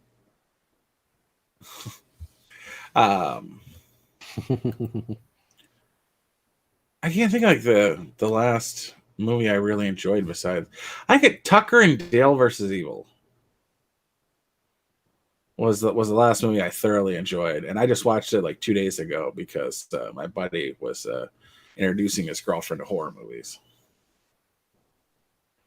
And I'm like, you cannot start with Cabin in the Woods. And there's too many inside jokes.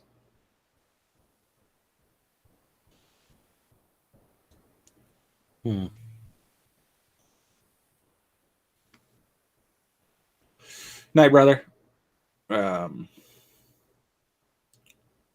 Night, Josh. So what's y'all's favorite horror movie? Oh, I or don't have one. I series. haven't seen enough to have an opinion. You don't watch horror movies? Not really. Not really You my don't watch cup of tea. Holocaust movies? But you want to watch horror movies? You sissy? I'm gonna go with Alien. It's just Alien the original? Because I Yeah. definitely prefer Aliens over Alien. probably so. Well, different movies. One's an action movie. One's a horror movie. Mm-hmm. I don't know. I like psychological thrillers, kind of like they had a So have you seen the game? huh Have you seen the game? the game. Yeah, the game. Michael Douglas, Sean Penn, I think. I don't think so. Let me look it up. It's quite the fucking ride. Silent Hill is also a good horror movie. Yeah, I haven't seen it. But they did the It Tale has, of the Heart and like a black and white, and that was a really good movie. I highly recommend the game. And if you're into just psychological movies, the slow descent into madness of Falling Down, excellent Michael Douglas movie. But my favorite Michael Douglas movie, beyond any doubt, is An American President. I love that movie. Even though it's directed by Rob Reiner. He's a decent director. Even a fucking Man. shithead, but he's a decent director. Yeah. Could be worse. My favorite movie could be directed by John Carpenter. God, that'd be terrible. Eat all of the dicks. like don't forget the little Chinese ones and the big black ones. Get them all.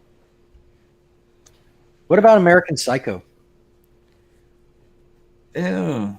Yeah, I don't like That's Christian horror? Bale.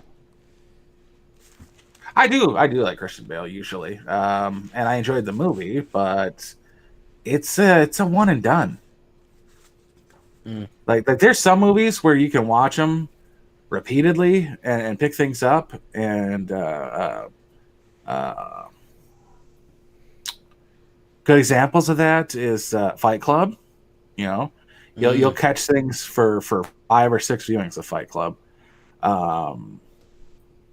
Basically anything with Leslie Nielsen in a comedy role, you don't catch everything on the first 2 or 3 viewings. I kind of felt that way about Game of Thrones because then after like the 4th time watching the series, I'm still picking up shit. Oh yeah, okay. Now I know how that connects to that. Okay. Yeah. I go back and watch stuff because I hated Signs. I turned it off at like the 25, 30 minutes. I hated Signs.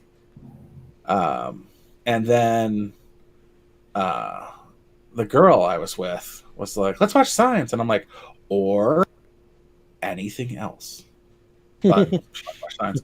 And second time, cuddling with a chick, and it was 10 times better than I remembered it being in the first 20 minutes. And then it was actually a pretty funny movie in like a really dry way. Like at one point, this he's standing in line to get his daughter's prescription, and he's in front of him is this babysitter, and she starts treating him like he's still her pastor, and starts saying like all this inappropriate stuff to him, like that she's saying, and he walks out, and she goes, "What are we doing, Dad?" And he goes, "Finding you a new babysitter." And it's very dry, but it was actually pretty funny. So I always give a movie a second shot. A lot of horror that ain't good will have stuff that you have to pick up on the second time around. But like Scream, first time you watch Scream, so good.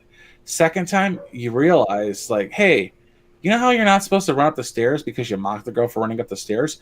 You ran up the stairs.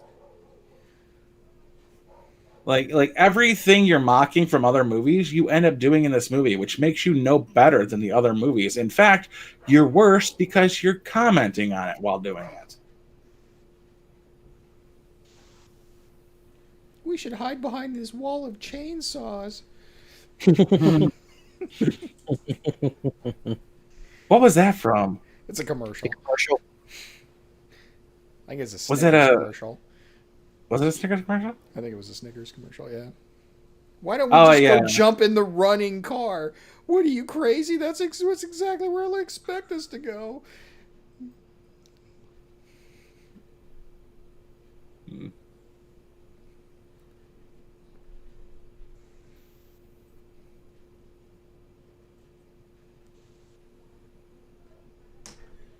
Yeah, but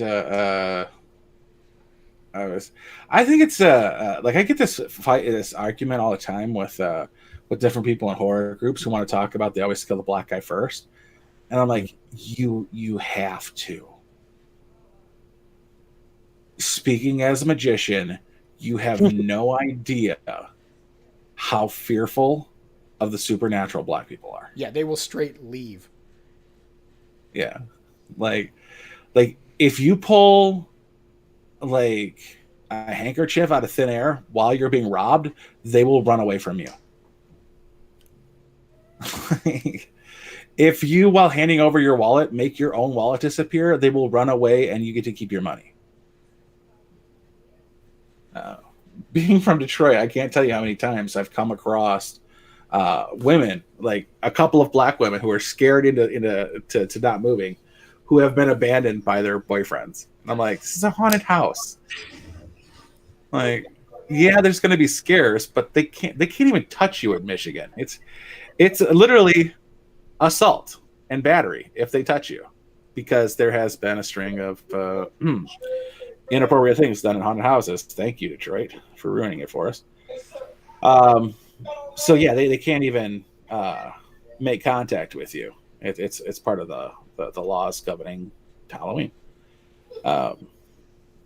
But yeah, I will have black bitches I don't even know just hugging onto me, being the largest person in the group, and like delivering them to their boyfriends or whatever, who are outside and looking pretty, like not ashamed of themselves as they should be for having fled. I'm like, yeah, I can't believe you're still here. I would, like, you should have kept running because they're gonna kill you now.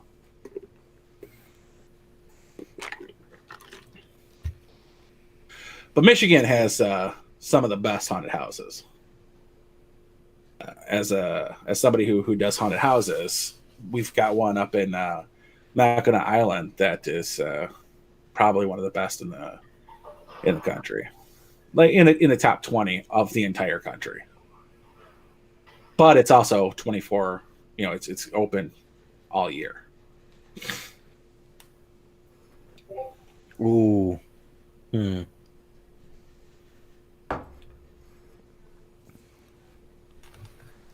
Let me see if I can make this work.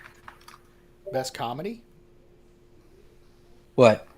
Best comedy Best movie. comedy. I think we already established it's Blazing Saddles. No, I disagree. Okay. It's the best Western, but not the best comedy movie.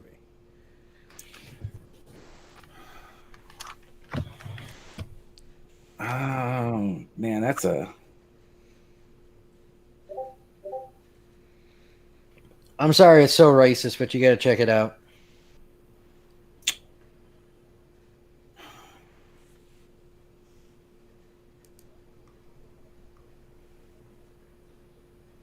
What you got, Sean, for best comedy? Airplane. That's a good one. Police Academy? No. What? No.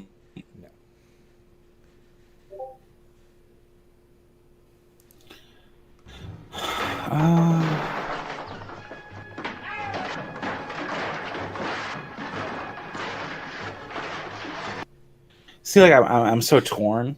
Like,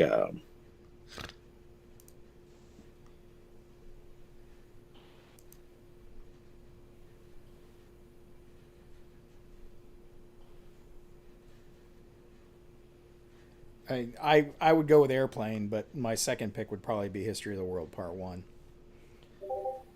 History of the World Part 1 is on my list, but I want to stay away from like Mel Brooks movies because we just did the. Right. You know, everyone talks about like the how great the Ghost Ship, the movie The Ghost Ship was for like the awesome beginning, but like you guys forget the mind fuck of an ending it had too. That's one of those movies that makes me uncomfortable to watch because of that opening scene. Yeah, well, the closing thing is also. Um,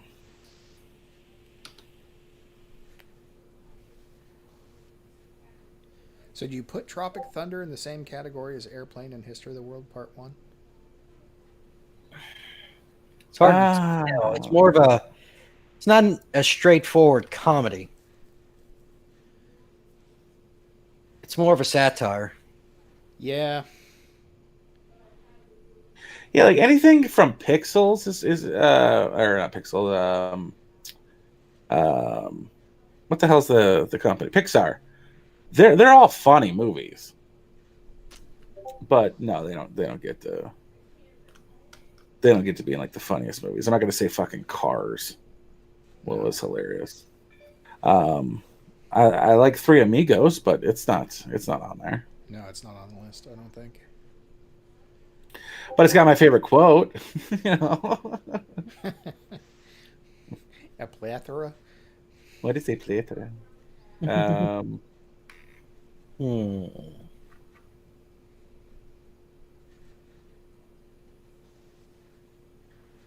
you know, Anchorman was pretty funny.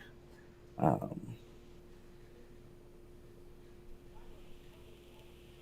you seen In Bruges? Not that I recall. It's with Colin Farrell and I think it's Jackie Gleason, or not Jackie Gleason. Whatever the fuck Gleason is, his name is. Yeah, but it's like Guy Ritchie funny. I love Guy Ritchie movies. I really do. I was gonna say The Birdcage, but it's more absurd than a straightforward comedy. Son of a bitch. I don't know. But it really is funny, man. Yeah, it Birdcage is. It's hilarious. It is very hilarious. It's quite ridiculous. I think that's the only time I've ever seen Gene Hackman cross-dressed too. So. Yeah, true. Idiocracy is another one that's up there. But it's also super absurd. It's super absurd, but it's also satire. Yeah, and it's Mike Judge, so you know, credit where it's due. Oh well, if you're going to go with that case, you got to go with Office Space. Yeah, Office Space is a pretty good one.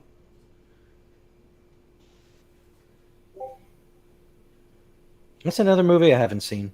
I laughed my ass off at You Don't Mess with the Zohan. I did not, and I just recently watched it. Yeah, it was. I'm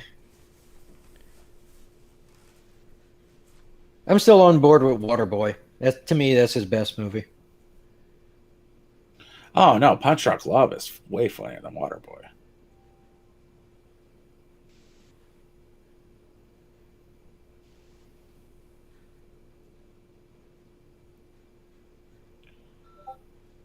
Do you put the Naked Gun movies in there? I was gonna say those, but again, it's the absurdity of it. It's well, it's the same. I would end up going with something more Laurel and Hardy in that case, or Three Stooges. I love the Three Stooges, and their slapstick is. I've literally cried watching some stupid Three Stooges shit. Yeah, or Laurel and Hardy meet Frankenstein. Laurel and Hardy meet Frankenstein, or Abbott and Costello meet Frankenstein? Abbott and Costello. God damn it! I was thinking of no, Laurel and Hardy. Yeah, that was that was a thing. No, yeah. I haven't actually seen a lot of their stuff, but the movie that they made uses a lot of their skits. The Stan and Ollie. That's what it is. For me, one of my just absurdly laughable movies was Spaced Out. I don't remember that one. Yeah. It's so stupid. It's about Martians landing on Earth, and it's just it's absurdity, and there's so much slapstick involved and outright stupidity. It's It's not the funniest movie, but Hot Fuzz was a good one. Yeah, it was. that's good. Yeah, I think it was funnier than Shaun of the Dead. I think it was Mhm. funnier than Shaun Shaun of of the the Dead, Dead. too. Shaun of the Dead was a better movie, but Hot Fuzz. What's the third Uh, movie in that set?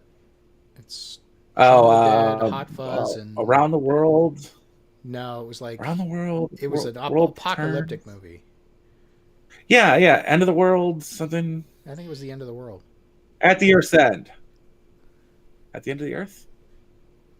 God damn it. I think it's at the Earth's end, which is just the name of a pub.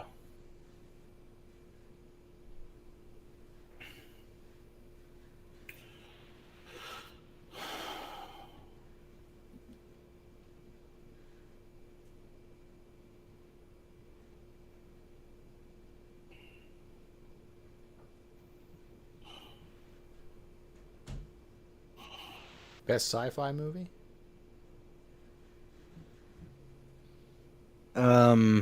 Serenity. Really? Galaxy Quest. Dude, quality.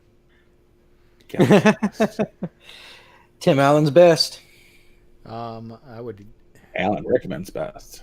The The World's End. The World's End. That's what it's World's called. End, Yeah. yeah. Five friends who unite in an attempt to. I don't know. I just love Serenity because it ties into Firefly, and I loved Firefly. Mm-hmm. I agree with that. Not even going to mention Blade Runner, Super It's hard to Troopers. say if I like one or two better, though. huh? I like. See, Super Troopers is definitely my top 5, but again, it's the absurdity of everything. I didn't find that one all that funny. Do you enjoy Broken Lizard at all? Mm. Club Dead, Super Troopers 2, Balls of Fury. Wait, no. I never saw Balls of Fury, but I did catch that. Who was the one guy that had like 6 fucking arms was getting at it? Was that a thing on there, or am I just misremembering?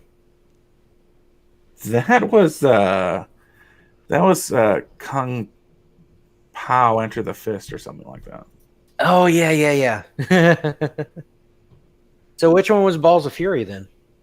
There's a ping pong movie. Yeah, well, that's Yeah. what I thought it was. There was a guy with like a multiple arms, more than 2, and he had paddles, and he was playing, wasn't he? Or am I thinking of a different movie? The anime mandatory carry or the live action, the heavily CG'd live action.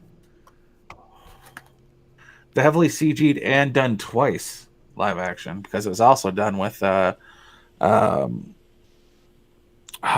hotness Jessica with the ambiguous ethnicity. God damn, what's her name? Jessica Alba.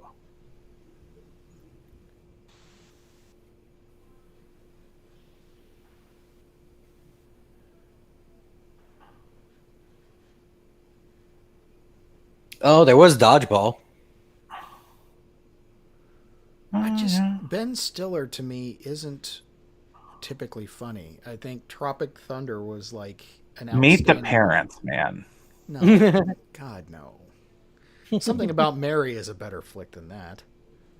Yeah, it's a gross movie. Yeah. What is it? What about Your the product? interns? I mean, him and Owen Wilson are a good team up. I do like them together, but no. Or what was that other one they did? Was it Wedding Crashers? Wow. Yeah. Yeah. Wow. Have you seen the fight scenes from Star Wars with WoW replacing the all the lightsaber noises? Yes. Mm-mm. Wow! Wow! Wow! Wow. Mandatory, Carrie, do yourself a favor, pick up the anime. It's better than the live action movies.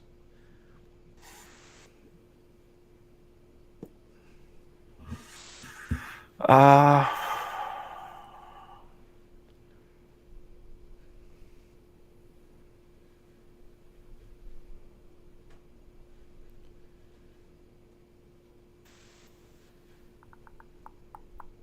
Best animated movie. oh,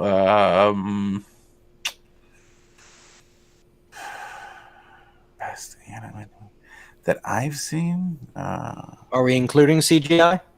Transformers. No, let's go with cell drawn animation, not Yeah. computer generated. Okay, so Well, let's do both in that case then.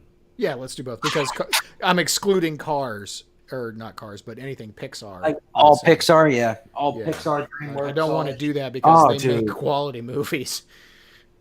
Wally has like a special place in my heart. So Wally for the computer animated, and shit. for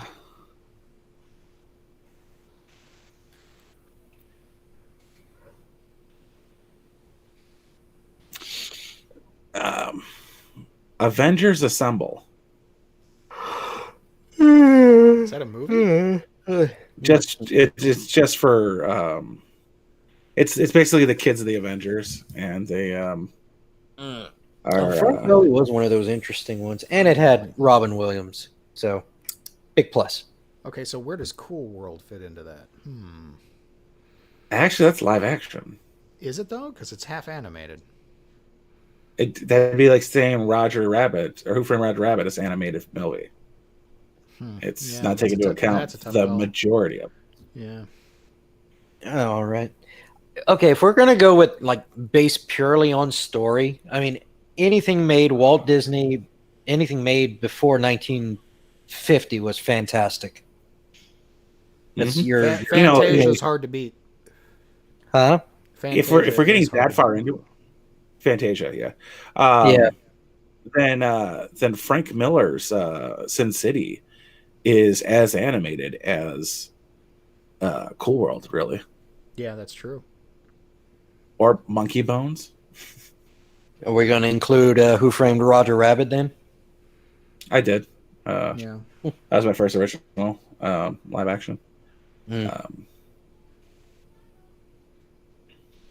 But I mean, yeah, when you had the golden age of Disney with Pinocchio and Snow White and Fantasia and Sleeping Beauty, I mean, could you get any better than that as far as story? Well, yeah. Crack open a book by a guy named Grimm and his brother. Yeah, sure. But those are so god awfully brutal. Yeah, they fucking were. But those were stories on how to defeat everything. Like, if you want a how-to guide to defeat a witch, you read a brother's Grimm book. Yeah. But yeah, God, those didn't end well half the time. Like, and since the child, she ate the candies, and then ten was eaten. Yeah, good story. Good. Okay, good night. You're like, what? So the witch lives. Kid's dinner. That's So dark. that's what huh? you don't do. But I appreciate that. Sabrina, the Chilling Adventures of Sabrina, she never has to pay the price for anything. Like, she takes the wrong path on every single, I guess you call them episodes, and she still doesn't have to pay the price. She flouts tradition, and the family backs her, even though it's their traditions. It's progressive bullshit in like the worst way. Like at the end, she has to sacrifice her boyfriend to put Satan back in hell, or Lucifer, or Beelzebub, or Moloch, or whoever the fuck it is this time around. Yeah. And by the end of that very same episode, she's going back to hell to rescue her boyfriend. And I'm like, you don't get it, bitch. That's called sacrifice. Yeah, well, that's not a thing women typically do. Mm-mm. Hear a lot more stories of mothers lifting cars off of babies than fathers. Well, I'm going to say in Hollywood, in any sort of entertainment. Oh yeah, in Hollywood. Yeah.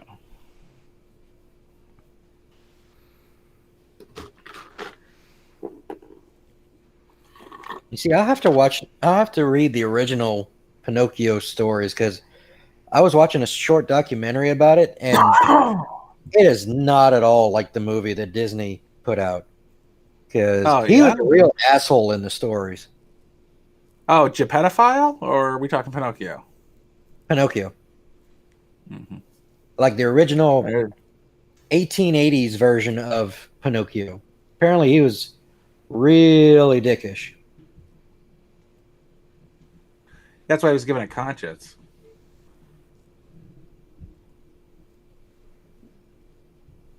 Speaking of, there's this hilarious little part in Civil War, the Marvel Civil War, where Ant-Man crawls inside Tony Stark's suit. And he starts pretending he's Geppetto. He's like, I'm your conscience. We don't talk anymore. That's why you don't recognize me. I'm like, that's funny.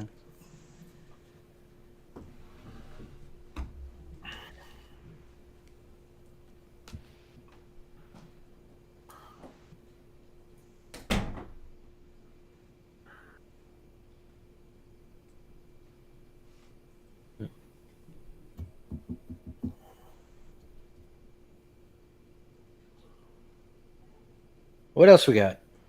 I'm trying to think some other genres that we really haven't talked about.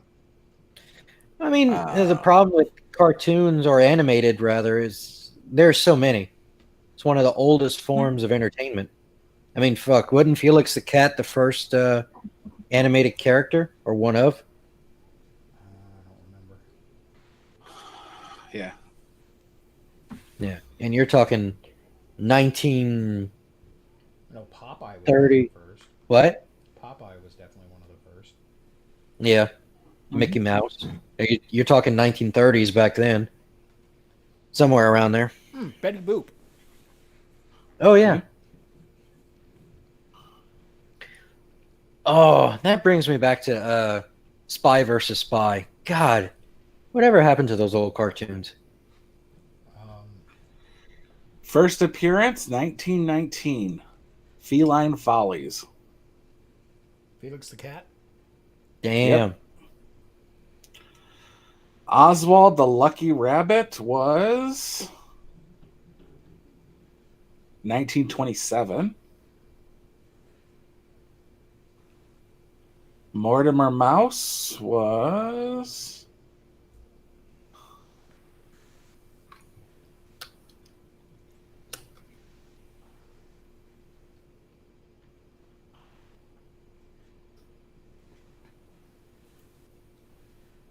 prior to Mickey Mouse.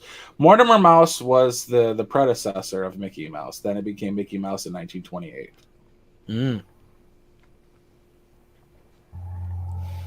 Yeah, that doesn't quite roll off the tongue quite like Mickey Mouse. Yeah. Well, neither does Horace Horsecollar, which was Mortimer's friend. Oh.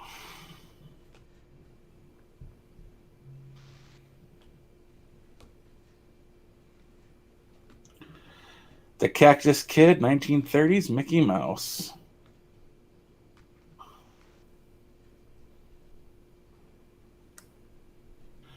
(1933) Mickey's Melodrama.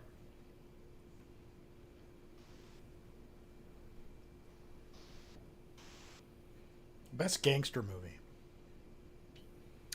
Ooh, Oh, you guys are not gonna like my pick.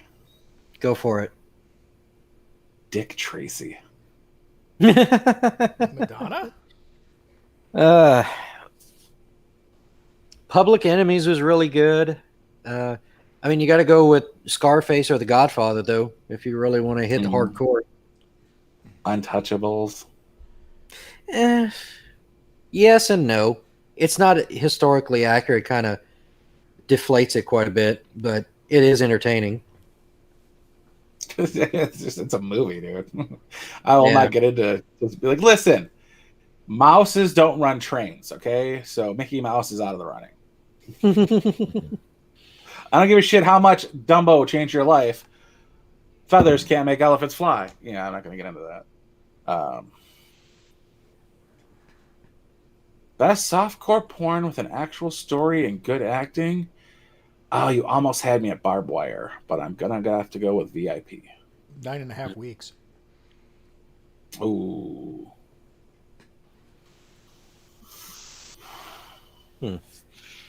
Oh, what was the latest Kevin Costner movie that came out? That's another good gangster movie. So. Highwayman? Highwayman, yeah. Okay. No, man. Dick Tracy was like, I was like 13 or whatever. And if you think about it, it's got some of the best in it. It's got Al Pacino. It's got did I mention Al Pacino? Well, can we go with Heat, or is that not really gangster? It's more of a heist. Yeah, that's true. Yeah, it's a heist movie. It's such a good heist movie, but Yeah. Val Kilmer with his infinite bullets pissed me off. And the fucked up thing is he fires like 6,000 rounds and does like 7 mag changes. And I'm like, where the fuck are you getting all these? Is that what's in the duffel bag?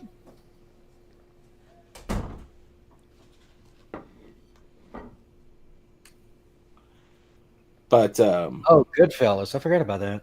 Yeah, Goodfellas would be Goodfellas, probably yeah. my number one pick.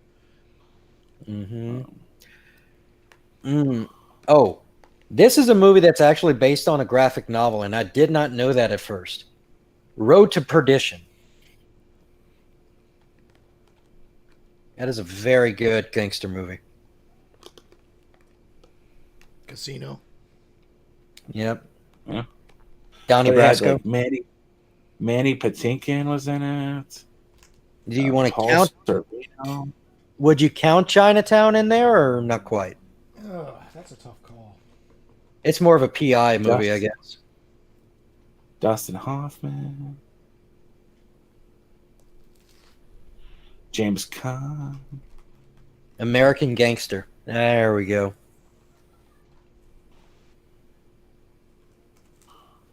One of Denzel's better movies. My favorite gangster movie is Johnny Dangerously. Oh, we got to do probably the best gangster movie ever written. Well, in the last, 20 years? The Departed. I haven't seen it. You should. It's You a never- good movie. It is. It's fucking awesome. And it's Well, like let's see. it's peak Ben Affleck and Matt Damon because they're both doing Boston accents, which they do them really well. Well, because they're from Boston. Yeah, I know. So I'm saying you got to watch it. I thought that was with isn't that with Not Ben Affleck. I meant Mark Wahlberg. Ben Affleck's in it. I was gonna say, Is it? isn't Leonardo DiCaprio? Isn't that his Yeah, brother? Leonardo DiCaprio's in there. DiCaprio, Jack Nicholson, Mhm. the Alec older, Emilio Estevez's dad, Martin Sheen. He's in it. Martin Sheen, yeah. It's a good movie. No, I don't see Ben Affleck. I don't know why I crossed him and Mark Wahlberg over. Well, I I was gonna say, Ben Affleck does play a character in that movie. It's just not a very big part. I'm going to go through the list until I find it. I don't remember him, though. Not anymore. well, you're gonna have to go to see all because chances are he's uncredited. They like to do that to each other. Yeah.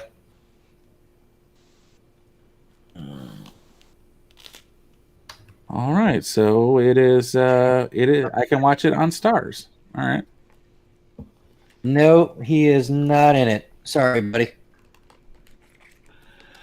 Well, let's see here. 2006. Ben. That's Den. I meant to say Ben. Ben Affleck. Filmography. Actor. 76. That's not a lot. Ghost Army. Hyponic. Blah blah blah blah blah blah blah. Last thing you want. Jay and Silent Bob. 2019. 2014, 2013, 2012. Vanity Fair. Clerks 2, 2006. Hollywoodland, 2006. Smoking Aces, 2000. Oh, I forgot about that movie. Smoking Aces? Mm-hmm. Ben Affleck and Smoking Aces. He's not on the list anyway. Not saying he's not in it because he likes to. Jack Dupree. Who the fuck is Jack Dupree? Jeremy Piven. Wasn't Captain America in that one too? And Smoking Or am I Aces? Yeah. Or am I thinking of another movie? You're probably thinking of another movie. I do not think.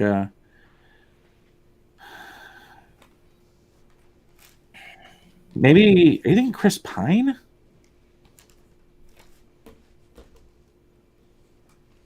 Chris Evans. Let's see. Are There you was, thinking Chris Pine? no, it's not Chris Pine. There's a movie that Chris Evans is Matthew in. Fox? I just need to remember which one.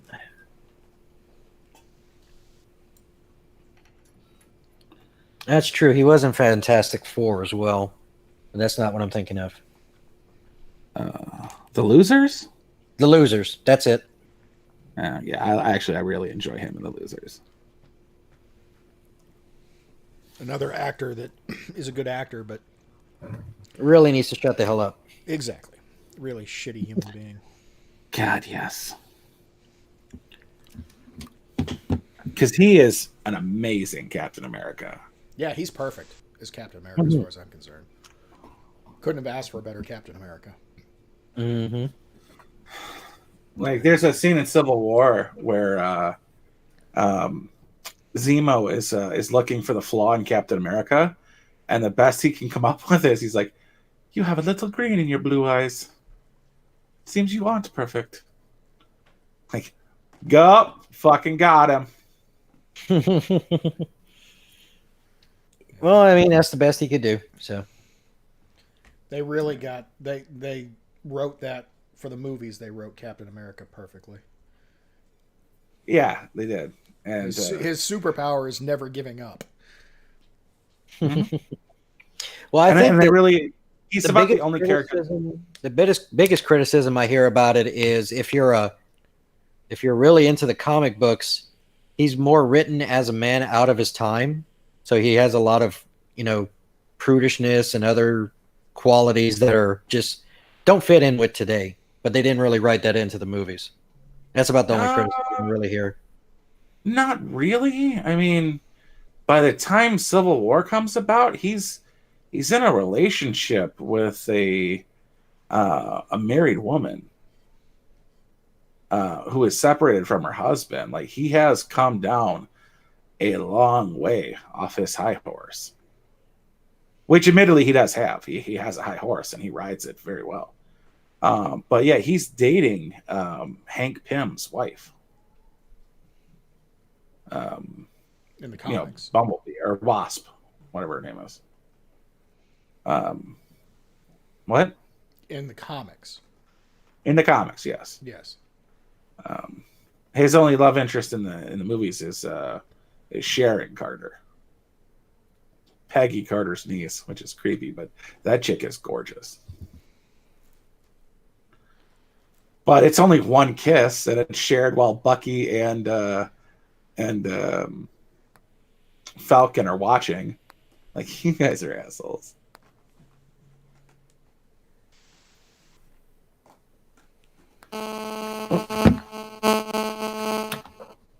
That's a lot of feedback. Yeah, I was playing with my phone, looking stuff up. I mean, with the exception of Bruce Banner, just because he's been changed so many times, um, Marvel really nailed it. The um, Stephen Strange was a great pick. Chris Evans was an amazing pick. Thor was a quality pick. Um, I'm not seeing a lot of even in Guardians of the Galaxy, Xandu. Michael Rooker was a really good pick. Like my only problem is James Brolin was cast as like 7 different goddamn characters at the same second.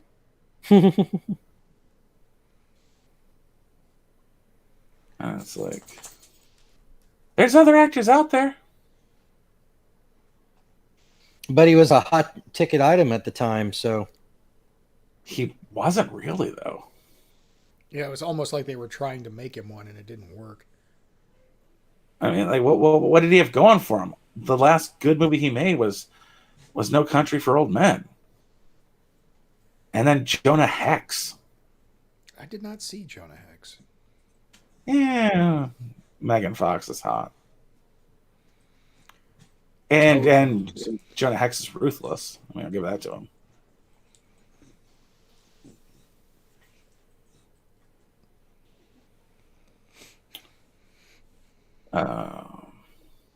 But yeah, they nailed it across the board, with the exception like I love Paul Rudd as Ant-Man, but them not going with Hank Pym for some reason Yeah. must have been like timeline effective. Well, that or they were tired of everybody being a brilliant rich doctor or scientist. Well, I mean that's what it is. T'Challa, hell, even Batman's a doctor. Yeah, but that's DC. He's a master of 26 different thingies under like fictitious names. But you kind of have to be a brilliant guy to either build the thing or fuck the thing up in a way that you get powers from it. Because if you think about it, Captain America really didn't earn anything.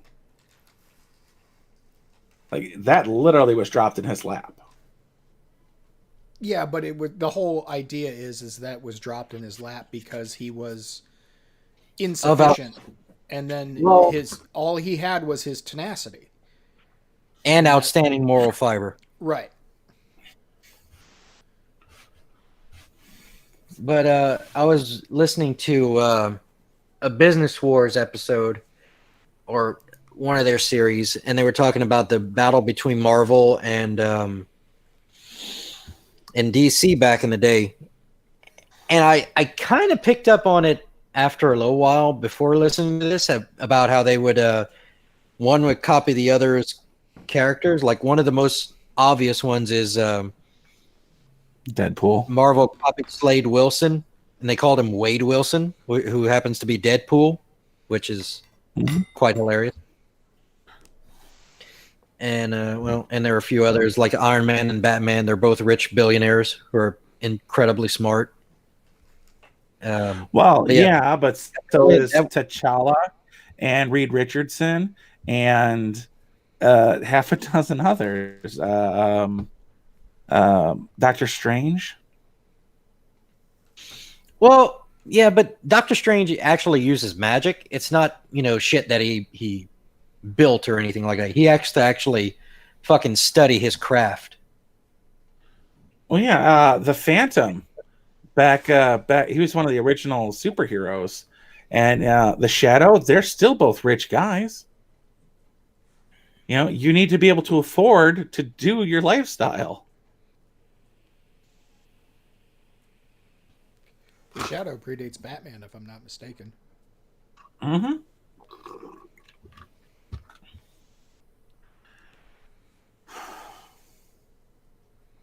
And that guy had extra leg up because his uncle was the chief of police.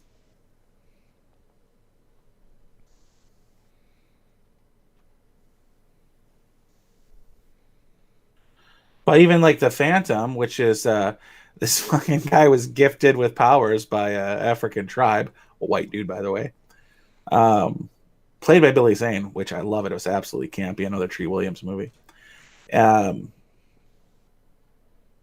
he had to go back and forth to Africa to save the Africans from Africa and whatever.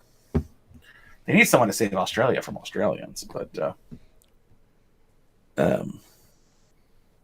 that guy was still rich because the like animals would come up to him and give him jewels. Like, for you, Phantom.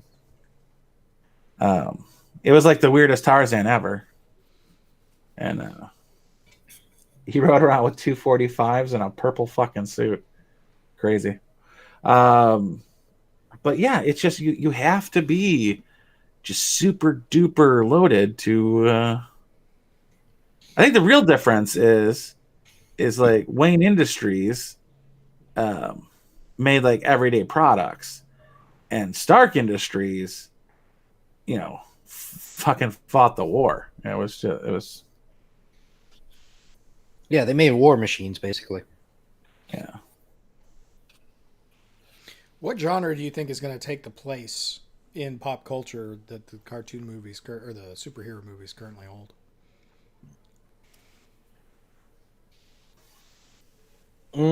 Probably sci-fi. That's the logical step away from that. I think it's gonna be paranormal, but yeah, like there was a rise in Harry Potter's got the hits, Tolkien's got the hits, fucking Twilight, still made a trillion dollars. It's going to be something. All of those were before the superhero movies really hit. Yeah, and wiped them out. I think it'll lead into like a paranormal kind of romance genre. Not so much like Romeo and Juliet, but with vampires and werewolves. Not like fucking Twilight. Because before there was the Harry Potter Twilight era, that was kind of basically 90s were known for rom-coms. Almost exclusively. The only reason I say that probably sci-fi is going to take it over is with Elon Musk and all his shit going on with SpaceX. It's really going to reignite that exploratory thing in our brain to take on space. Yes, but then we have shit like Martian, Red Planet, and Interstellar, which were all shit. Day After Tomorrow or Tomorrowland, they've all been garbage. Well, they're just gonna have to step away from all the sciencey shit that kind of goes over people's heads and go into more of like what was the last Alien movie? Prometheus? Not Prometheus, but the next one. Oh, Covenant. Yeah, so it would be like that, but not a horror movie. See, I think the opposite. I think it's going to go actually in like a more traditional route. Like not so much cowboys and Indians tradition, but like back to a I think we're going to be peaked out on this huge war that's going on with. We just had Infinity War. We just had Endgame. We had Civil War before that. I think we're going to go a mix of the things that guys like and the things that girls like. It'll be. You think we're going to go on a nostalgia trip or something like that? Like rom-coms, but with something added to it. Zombies, fucking werewolves. It's so fucking drawn out, though. It's done to death. I think that's what the problem is. There's not a whole lot of. What was the last love story with zombies? There's one I can think of, and it's literally Romeo and Juliet. Her name was Jules. His name was R. It's called Warm Bodies. Well, no, but what I'm saying is, there's such a lack of originality and like serious scripts being written. I mean, Chris Nolan has had some of the best movies for the last 20 years roundabout, with Memento and a few others. Not to mention the Batman trilogy that he wrote. Fuck Guy Pearce. But that's what I'm saying. Until they can find good writers, which might be another 10 years given this generation to have its comeuppance. I don't know. We're going to default to something rather basic, and sci-fi, like Star Trek style sci-fi, would be a good basic to fall into. I think I know what's coming. It's not next. it's expensive. I think there's a reason action movies ruled the 80s. Well, that's what's coming next. We're going to see a resurgence of blaxploitation movies. Oh, I really liked Black Panther. That's going to be the final nail in movies' coffins, in films' coffins. Are you kidding me? Have you seen any of the blaxploitation flicks? They're fucking Dude, awesome. Black Dynamite was amazing. Dude, and that's a parody. I'm talking stuff like Dolomite and the original Shaft. I haven't seen Dolomite. I haven't seen any of these. Like the remake of Shaft. Honestly, I like George. We'll see about that. It would be nice if it went cyclical like that, and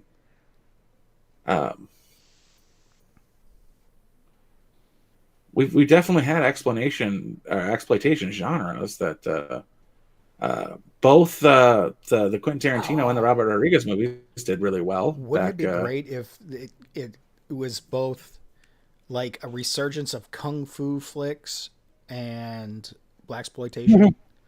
Like, wouldn't that be just flicks would be kind of welcome though? Huh? I said the kung fu flicks probably would be welcome, but I don't know about the blaxploitation. You really think they're going to go that way? Because that's kind of shitty. Well, I think it's going to go worse than that. I think it's going to come out of the foreign presses. Like, they're already doing kung fu and they do amazing work, but they're about to hit into the exploitations. So it'll be interesting to see. Like, they just did Train to Busan, which is the best zombie movie I've seen in a decade. So and think it we're was start getting inundated with Chinese flicks? Not Chinese so much. It was South Korean, but it was an American zombie movie done by South Koreans. A zombie in South Korea is like a ghost with a hole in its stomach that eats babies. That's a South Korean zombie. It's called like a Boswang or something like that. So the things they had in Train to Busan were American zombies in a completely written, completely directed, completely starred in South Korean movie. They're starting to exploit America. And it was fucking great. Dude, the ending of that movie, I don't think Americans have the balls for it. Well, I can say I hope that is it Blumhouse Productions? The one that did Paranormal? Blumhouse. Yeah, they've been. I hope they do better, because the last one that they put out, The Hunt, was way better than anybody was speculating, and it certainly was better than I expected. Like I said, I thoroughly enjoyed it. That's the one where they're hunting conservatives? Or conservatives are hunting liberals? Who's what now? Liberal elites are hunting conservative rednecks, basically. That's stupid. Have you not seen the point? Game? That's what makes it funny. And it's stupid because liberals are actually really stupid. There was this one scene where they try to throw this grenade at a couple of people to kill them both at once. They forgot to pull the fucking pin. Oh, God. Jesus. Yeah. Well, have you seen Surviving the Game? Or Ring of Fire? Or Hard Target? Have you seen any of those movies? Ice-T in Surviving the Game Jean-Claude Van Damme in Hard Target. They're the protagonist. You root for them to win. Why would I guess I'll give Blumhouse a try because they're literally making a hero out of a redneck. Because one thing America likes is fucking underdogs. Well, yeah, I think that's one of the reasons that I like that movie, The Hunt, is because what ends up happening is not what I really expected. So it was conservatives bitched and shut that movie down? no. Is that what happened? Wasn't it delayed release because of the efforts of conservatives who called it a bunch of bullshit or something like that? Oh, for sure. And then I saw So that's their fault. well, for that's one being thing. done. And then coronavirus hit when it was supposed to release, so it never actually went into theaters. So I got it on Amazon Prime, but yeah, the Did guy you get it on Amazon Prime or did you rent it from Amazon? Same thing, right? No, it's not. I rented You it from get- you Amazon get- Prime. No. If you're a Prime Amazon member, you get free Prime. shit. Yeah. Okay, So you you're either both rented talking at it the same for. time. Come on. Did you rent it for $6.99 or was it free on Amazon Prime? I rented it from Amazon. Okay, so that's completely different. You saw it on Amazon, you rented it. It is an Amazon Prime. Right. A different You thing. want me to rent it for you so you can watch it? No, I'll rent it. I've got $4. Okay. You still owe me a power bank though. Yeah, I'll watch it. But they were doing pretty good in the horror genre, and then like not Babadook. What was the one they did with Paranormal Activity. no, like not Sinister, but it was like a Sinister or Insidious, one of those type of things, where the creature looked at the camera and gave a final scare. And yeah, I don't do the jump scare thing. That's why I don't really care for those kind of horror movies because that's all there is. There's no real essence to it. It's just a lot of jump scares can be good. Jump scares can be good, but yeah, not if that's what the core of the scary part of the movie is, though. If that's all, but at the ending of the movie, the creature jump scared directly at the audience. And since I saw that from a Blumhouse movie, I've just seen them going downhill. So it would be nice if The Hunt stayed away from that. Like I think it's We Own the Night or It's in the Night or something like that. Was a movie with Kevin Durant. Kevin Durant's a big dude. He's like 6'6". He played the human blob in the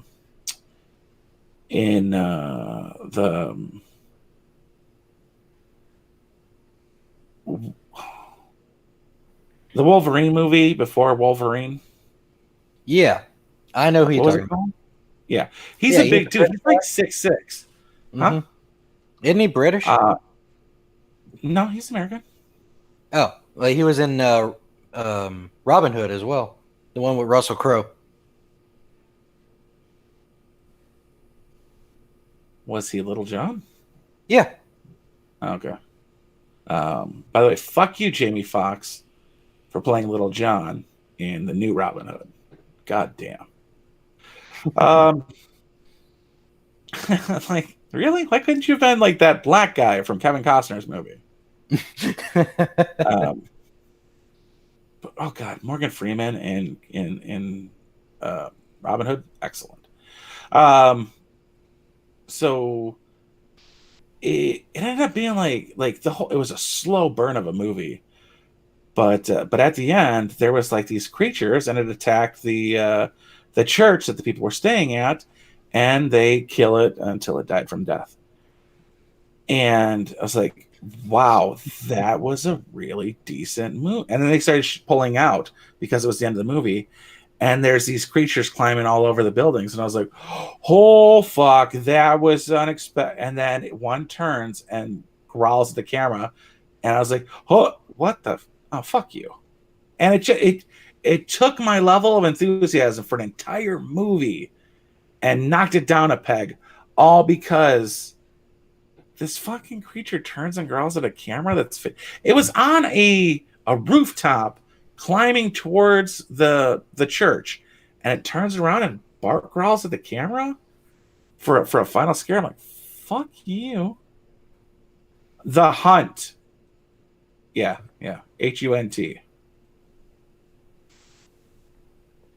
Hunt. The Haunting was a good movie anyway. Was that Liam Neeson? The Haunting? There were several movies with that title. Or is that the House on Haunted? No, House on Haunted Hill was Femke That was based on Janssen. a book. Yeah. Tay Diggs. No, The Haunting, I'm pretty sure, was the one with the psychologist who was doing the sleep center experiment, in quotation marks, sleep center experiment.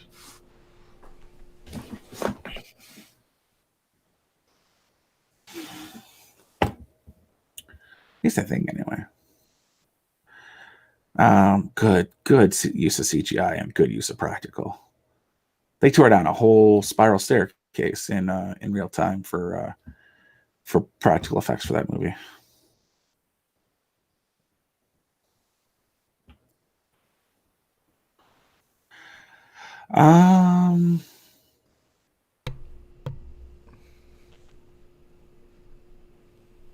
So not zombie romance, but I think it's going to be more paranormal. Like Sherilyn Kenyon has been writing paranormal romance for like 15 years, and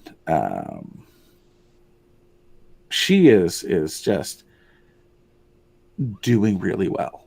Like she's got over like 60 books, and they're all bestsellers because women will read the hell out of some smut. Yes, they will.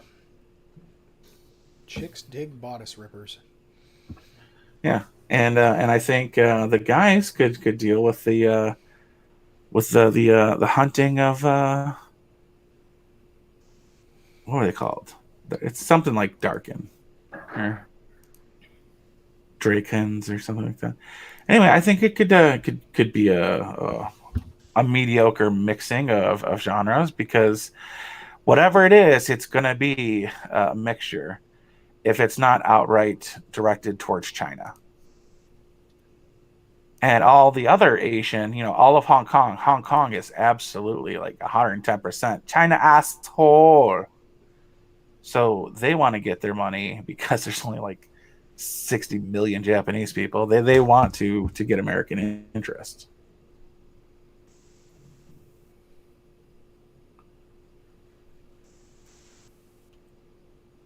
So they'll be pandering to us. South Korea, the same thing. We are the source for movies. We make the movies that the world watches. They want to be a part of that. Yeah, but so they will be pandering to us.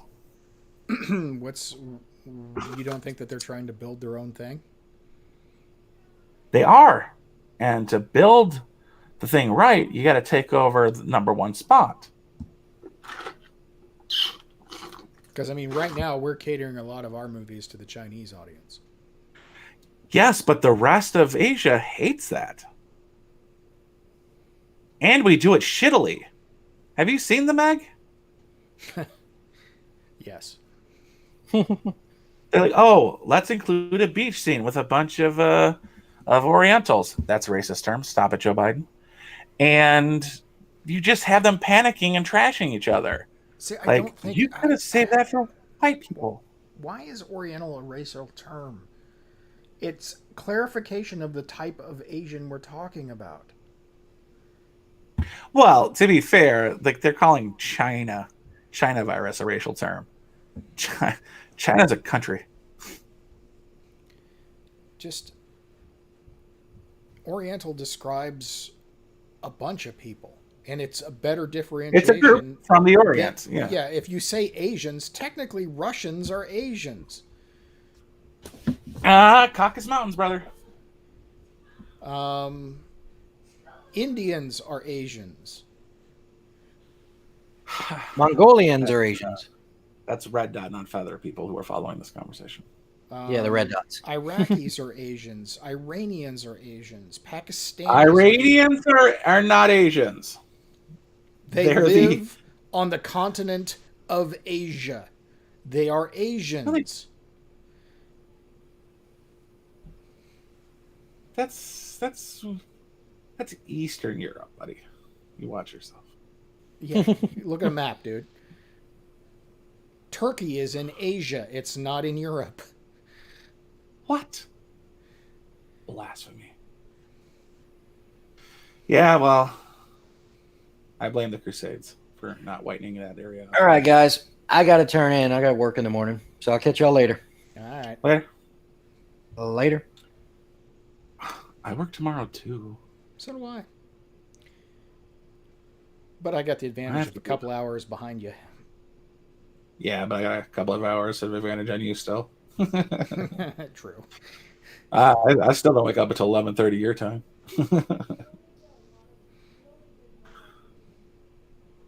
The BBC says Pakis are Asian. Did you read that in English or Pidgin? I see the BBC puts their pigeon stuff out for Africa.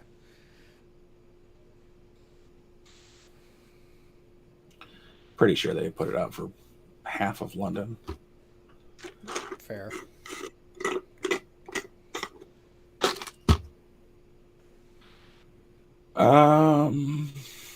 If that were the case, then the Pakistan-India fight would be pretty stupid. It's like the Michigan Ohio State fight, except with weapons.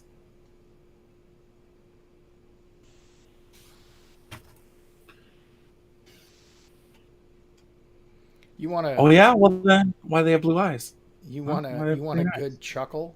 Go look at video for the Kashmiri border closing ceremony that they do literally every day. Is this the dance fight?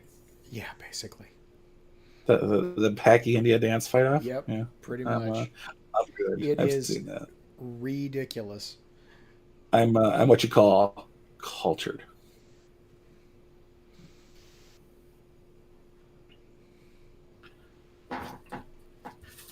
I wonder how often they go through new shoes. There's a lot of scraping in those dances. Yeah.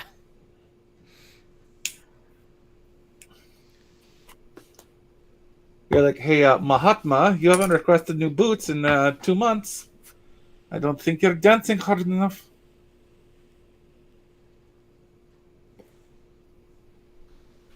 I don't know what side Mahatma was supposed to be on. I really wasn't either caring one. much They're for that. literally the same people. Yeah.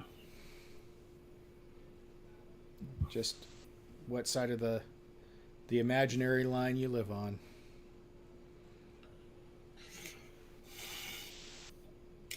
My God, it's so funny that the Chop or Chaz or China, whatever they're calling it this week, has borders and are enforcing them. That's so funny. I don't know how that's going to resolve. We build borders around their borders and then cart them all off to prison. Well, we didn't do anything about Evergreen, and that's kind of what spawned all of this stuff. Nobody took any. Well, we did action plenty whatsoever. for the BLM abandoned outpost. We killed a guy over that. Thanks, Obama.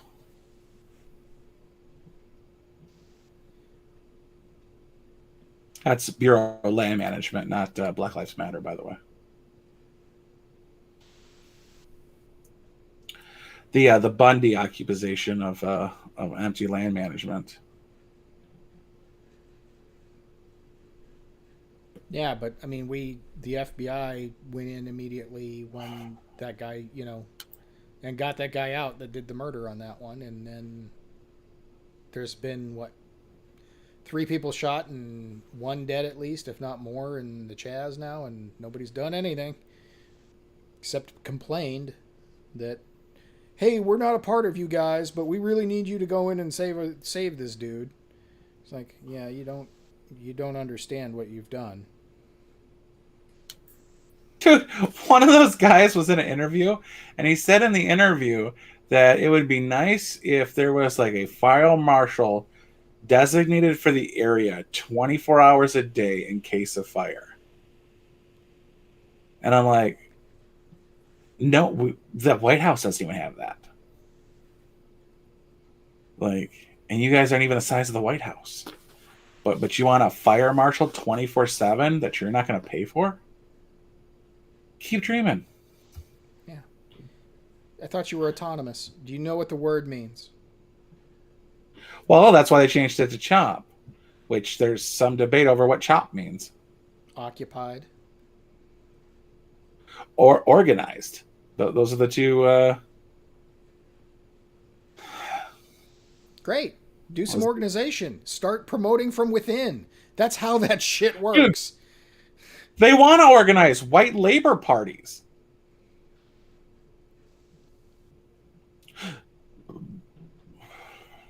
It's freaking ridiculous. Yeah, it's, you want to form your own proto society? Get to fucking work. Oh, you're going to enslave the white people? Smart. If only when we founded a country we did something similar with an ethnic group.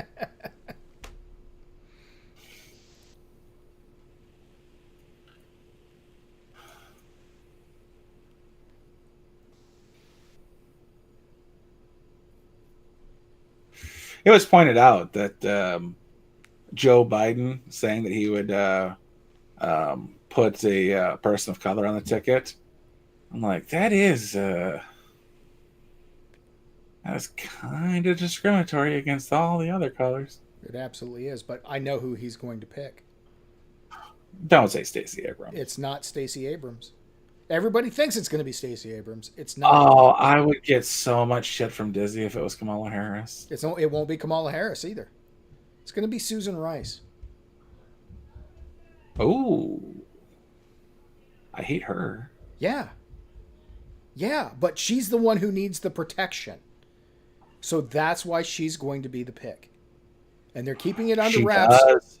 Yeah. She does need the protection. She needs the protection. Stacey Abrams, nobody gives a shit about. Kamala Harris has screwed herself. But Susan Rice needs the immediate protection, is an Obama official. Appointee, yeah. Yeah, so she is absolutely going to be the pick. And then just for I wonder when they lose if she's going to email herself about the loss. Mm-hmm. It's going to be Susan Rice. You watch. Is that your thoughts, or did you hear from somebody? Or no? I was just thinking about it. I'm like, who in their right mind would pick Stacey Abrams? She adds nothing. She brings nothing. But the hot Atlanta vote. She is the true winner of the governor race. Yeah, whatever. But if you look at what's going on and who they're investigating and why they're being investigated, the reason that Joe Biden is the nominee and not any of the other chuckle fucks that they ran who were infinitely more capable, I think likable. Honestly, given Biden's inability to actually put words together, I'm going to say capable. Any of the other, up to and including Beto O'Rourke, was more capable of executing the job than Joe Biden is going to be. But the one who needs the cover and the protection of being the political opposition right now is Joe Biden. And then they're going to have to bring in Susan Rice because she needs the protection too. It's the only way they're going to be able to cover and not make them testify. Because September 6th or 9th, Hillary's going to take the stand. Exactly. And she's going to lie her ass off. And all they're going to have to do is catch her in it and prove it. Wipe the server? You mean like with a towel? Unless, and I don't know that she's capable of it, her last suicide victim is herself.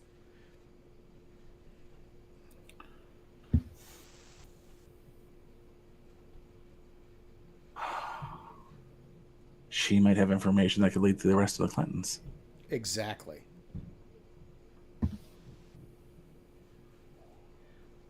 Damn, why did we waste night on movie night? We could have been talking about this. Mm-hmm.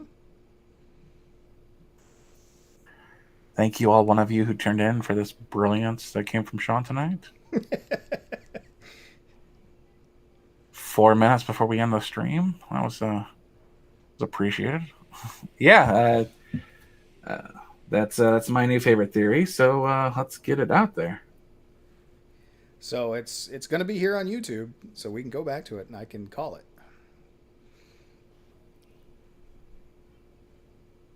Yeah. Let's talk with Josh earlier about like it's been like 5 years for us.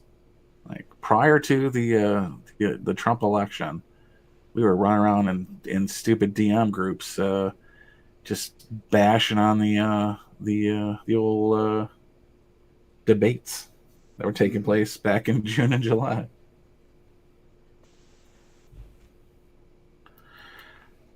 The Clinton side to end all Clinton sides. Yeah. The only thing I'm worried about is does she have that in her? And I don't think she does. I think she's too self-serving. Does Bill have it in him to take her phone and make that call? Well, he's probably still doing that he lost after if she is that conniving, and she could be that conniving, she would make it look like Bill did her in just to get him on her way out. Oh shit.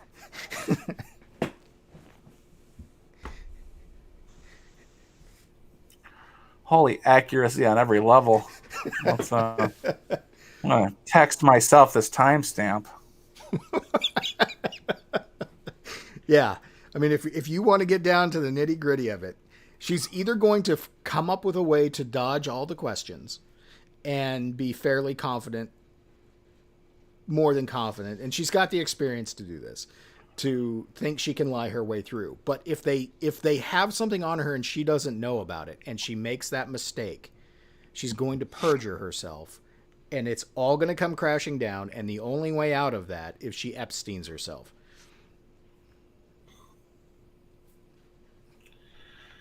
Swear to God, I better get an autopsy from someone other than Michael Baden. No shit.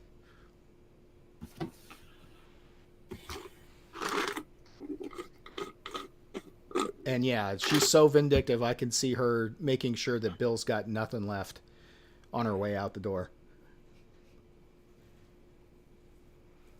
Yeah, because the one thing we do know is Chelsea is definitely her daughter. Yeah, definitely her daughter. Not so much Bill's. Yeah, no, that she's Webster Hubbell's kid. There's almost no doubt in my mind now.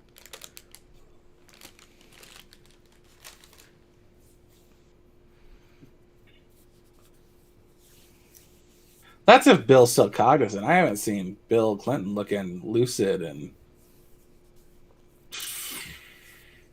Well, syphilis does that. 2012, maybe?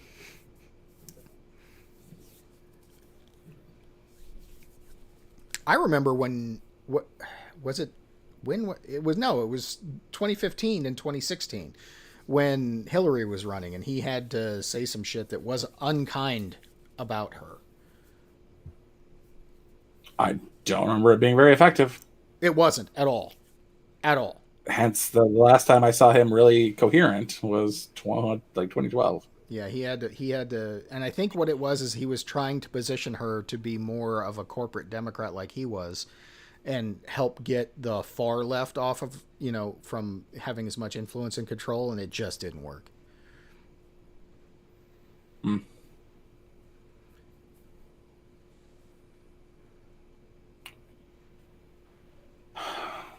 They're all atrocities. So, we got anything else? You got any other gems you want to drop on us? No, that's just what I've been thinking about the last couple of days. Just trying to put shit together and kind of see where it's going. But I'm at a complete loss as to what happens with the CHOP or Chaz or whatever they're calling it these days, and how that resolves. I would imagine that Well, some Trump. of this has got to burn out, especially now that they're going after ridiculous statues. Well, yeah, Trump said it in his in Tulsa yesterday or Saturday. He's like, just let it burn. Like it's not affecting us. It's a Democrat governor, Democrat mayor. They're doing this. I asked Congress. They're saying let it happen. I said let it happen. Let it burn. I was like, ooh. What do you think about the playing up of the less than full house that he spoke to in Tulsa?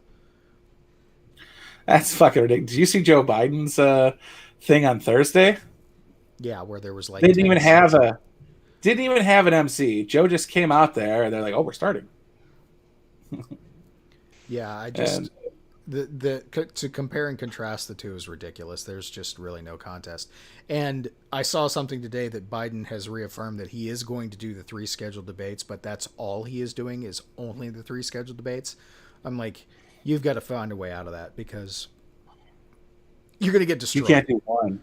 Yeah, Yeah. he's going to get eaten alive. Like He's not coherent on a good day, let alone going up against somebody with the preparation and quick wit of Trump. yeah. And Trump, I wouldn't bestow witty on him as far as like one of his strong points because he's not, but he's quick enough on his feet that he's going to pivot and roll and dodge and just lay haymakers on Biden. Biden's going to physically have to attack Trump. Mm-hmm. And then get But he his doesn't ass have a kicked leg like to stand on. No, he doesn't. No. Besides challenging him to a push-up contest, he doesn't have a leg to stand on. He was calling the China ban racist and saying to go to your favorite Chinese restaurant up until early March. He's got nothing. He spent a month bashing Trump for his decisions. Well, that's all they can do. That's all they've got. They're Really. down to Orange Man bad. Well, why? Well, Orange Man bad. Okay.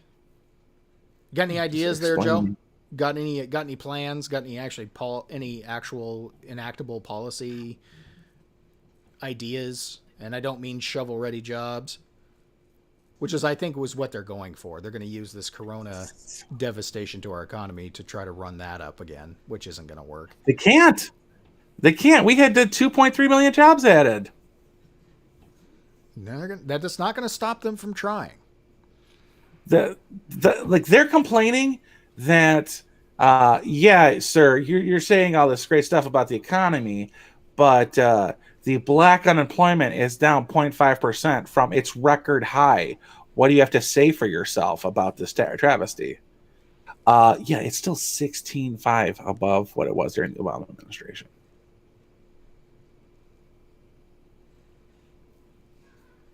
And it would be even better if we didn't have 22 million illegals in California keeping black people from working in simple non-skilled labor jobs because you need to have be bilingual to take them. You can't get in a job in a fast food in LA without being bilingual.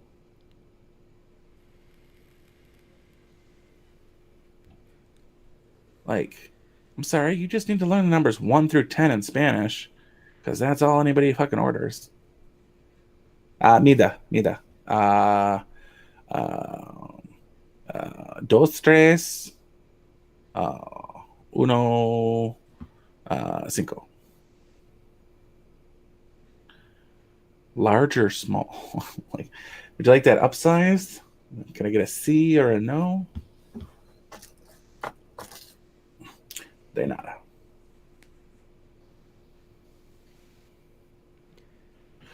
All right, it's midnight. That's 3 hours. We're good. Holy shit. All right. Bye, everybody. Bye, everybody. Take care. We're no after party. We're going to bed. All right. Y'all have a good night. Holy shit, we did. We went full 3 hours.